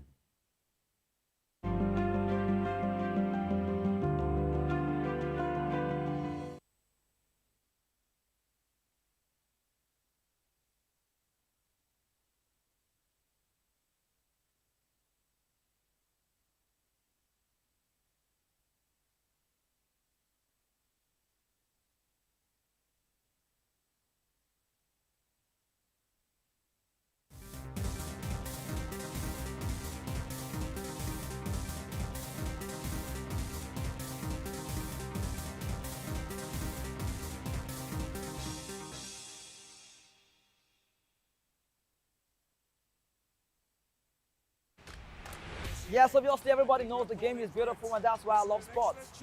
My name is Kizzy K. You're welcome to my republic. But remember, there can never be a transfer without a window. Just like there can never be a deep thinking without a Pep Guardiola in football. You can't say tennis without talking about Djokovic. So why not give me attention on the show so I can run your race on the TV like Lewis Hamilton Formula 1 star. Don't forget, when God have mercy on you, you can achieve your goals like Cristiano Ronaldo. I am a proud Nigerian, and right here, we talk NFF. For every sports update, commentaries, live interviews on the game, we got you on this, because right here at Voice of the People TV, the Sports Public Show has got everything just for you to be part of it. I love the beautiful game, and that's why Kizzy K loves sports. Good evening, Africa. My name is Bama Kore, actor, model, producer, and I'm giving a big shout out to VOP TV, man. Keep watching. Don't change the dial. Thank you and God bless you. My name is AY, and of course, I represent the voice of the people, and that's why I'm on VOP. AY say so. Hi everyone, it's your girl Miriam Tima from the Real Housewives of Lagos and the Real Housewives Ultimate Girls Trip Africa. Shout out to VOP, the voice of the people. You already know. Stay tuned, keep watching. And don't forget, VOP is the best. All right, hello, it's a boy that's shaking the man fine back with Melanie Poppy Black Skin Boy. This is VOP TV. If you're not watching VOP, I don't know why you're watching. Maybe you're watching your weight. Hello, beautiful people. This is Wale Ojo, and you're watching VOP, Voice of the People. Hi guys, you already know who it is. This is New Energy. Flyers boy ever live. Keep watching VOP TV. Thank you. Hi, people. Jenny Albano here. Guys, please keep watching Voice of the People. The red carpets, awards, the razzmatazz, music, fashion, interviews, and more. Spotlight on Voice of the People television. Let's feed you with all the juicy stories in the global entertainment space, bringing you the glitz and glamour as they hot. Stay tuned to Spotlight, 1 p.m. Monday to Friday. Spotlight on VOP TV. Entertainment like never before.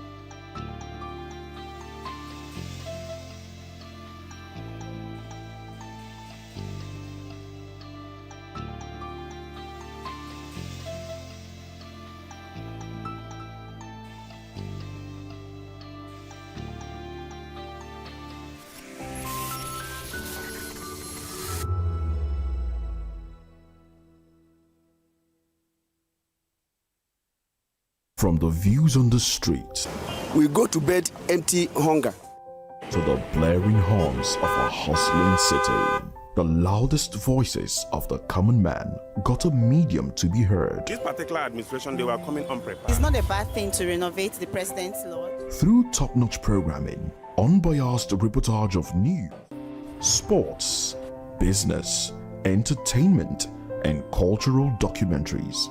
Voice of the People 90.3 FM became a symbol for 21st century media. And now, a new baby is born. Voice of the People Television, VOP TV, youthful, full of vigor and penchant for excellence in the continent's media space, exposing the wrongs, applauding the rights, dissecting the news without fear or favor, through factual and accurate stories and contents. Corruption kills three things that makes a society. Representing the interests of the people and giving them a voice. Voice of the People TV is here to stay towards building a fair society. VOP TV, Voice of the People Television, truly a voice for the people. We encourage you to click on the like button and subscribe to our YouTube channel. We are Voice of the People TV. Also follow us on all our social media platforms. We are at VOP TV Live. Visit our website www.vop.ng for fresh and trending news. Also watch us live on SLTV channel 264. VOP TV, Voice of the People Television. 2564 is coming up on Barney 9, right? The 2564 Atlantic Tower. What happens in the hush behind hangar doors? Who signs the papers that gamble with lives? Which truths were grounded before they even ever had wings? If you've ever buckled a seatbelt at 30,000 feet, if you've ever stared out of that tiny window and wondered who's really in control of the skies, it isn't just flight, it's power, it's politics, it's pressure sealed in steel. We're peeling back the clouds from runway risks to sky-high secrets. We're diving deep where most dare not to look. Aviation Scope, every Sunday at 7 p.m. only on Voice of the People TV. We don't just report, we reveal. We don't just ask, we uncover. Because when it comes to the skies, ignorance is turbulence. Aviation Scope, the sky isn't the limit, it's just the beginning.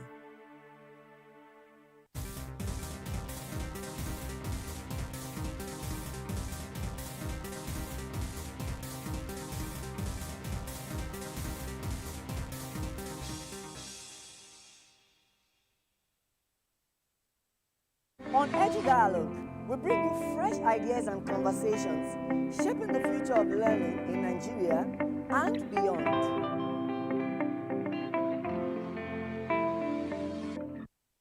Hey guys, it's your girl Arika of the Dimples, aka Risky Baby, and you are watching VOP TV. Do not go anywhere. Where are you going to? Stay here. Calm down. Stay here if you're acting on. What's up, everybody? Who's Arco here, and I'm hanging out on VOP TV. Keep it locked, don't go nowhere. Let's go. Hi everyone, my name is Yvonne Jagade. You are watching VOP TV, and don't change the dial, because I said so.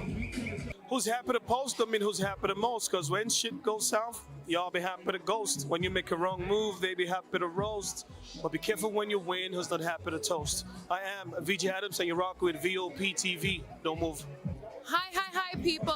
Bisola here, and you are watching VOP TV. Mwah. Shout out to VOP TV. It's so good to have you on the red carpet of AV. Love you all. Wishing you all the best. Here's a shout out to VOP TV. It's your girl April Oshidikwe at the EV premiere.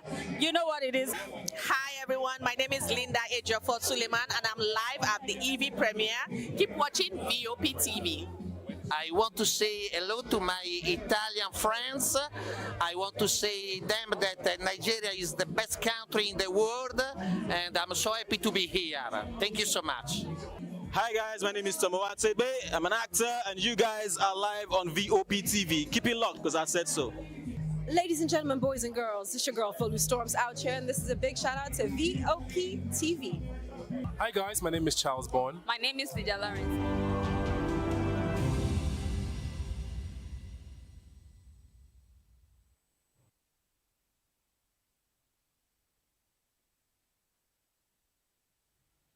A very good evening to you and welcome to another exciting episode of the Issues and Voice of the People television, where we bring you the most important and pressing issues shaping our nation today. I'm your host, Nenna Ndumdioto. Today on the issues, we're examining the complexities of Nigeria's politics and governance. From federal government dismissing reports of new telecoms and fuel taxes, to NDC moving to stop Obi, Kwankwaso and others from defecting after 2027 elections. Also, Kenneth Okonkwo faults Amaechi's emergence as Atiko's running mate. Finally, Dangote reduces fuel price as US and Iran reach agreements to end conflict. Join us as we break down the fact and provide context to help you stay informed. We'll take a short break, and when we return, we'll dig deeper into these topics. Don't go away.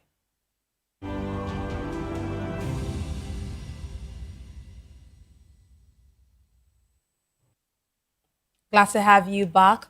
Let's dive straight into today's discussion. The federal government has dismissed reports suggesting that it has adopted or is considering new taxes on telecommunication services and petroleum products.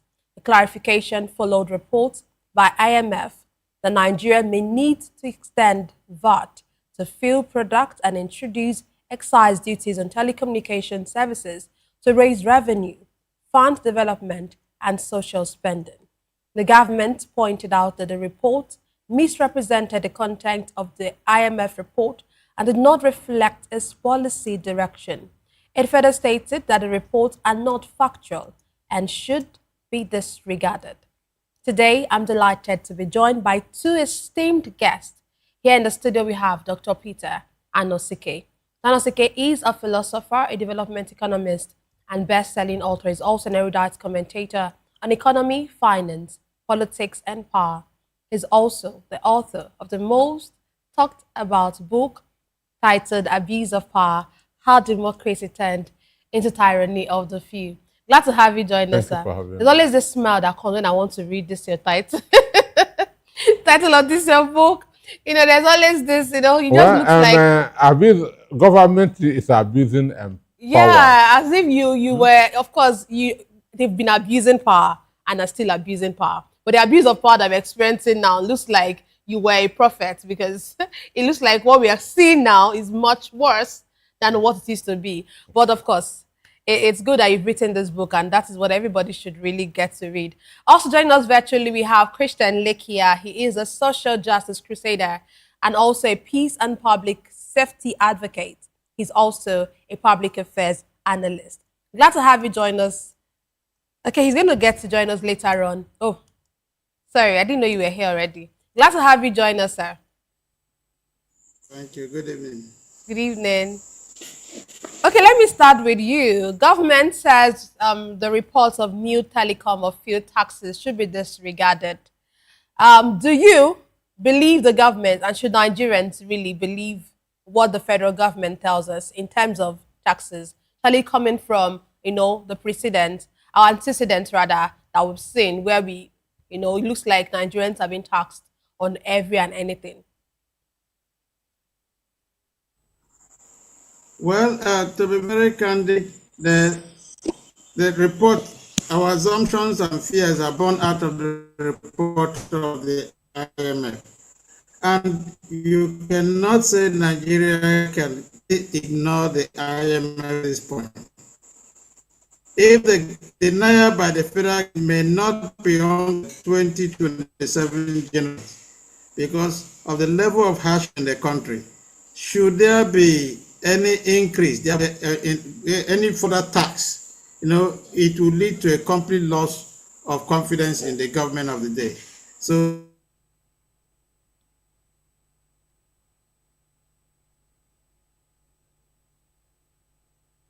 Are you still with us? Okay, we seem to be having network. I think the denial is in. Go ahead, we can hear you. I said, I don't think the government is sincere on this issue. I think their denial may not be unconnected with the 2027 polls, knowing fully that with the level of hardship further hardship as a result of that imposition, that tax imposition, may lead to a complete erosion of confidence in this government, and it might equally signal an imminent failure come 2027 polls. Okay, with what you're saying, okay, are you saying that that they are trying to allay our fears as a result of 2027 elections, and that means, I want to be sure if that's what you're saying. That means if you think that if the present government eventually, comes back 2027, they might actually put up these taxes. It is very possible. We are not unaware of what's been happening in the past. Nigeria as a nation is addicted to borrowing.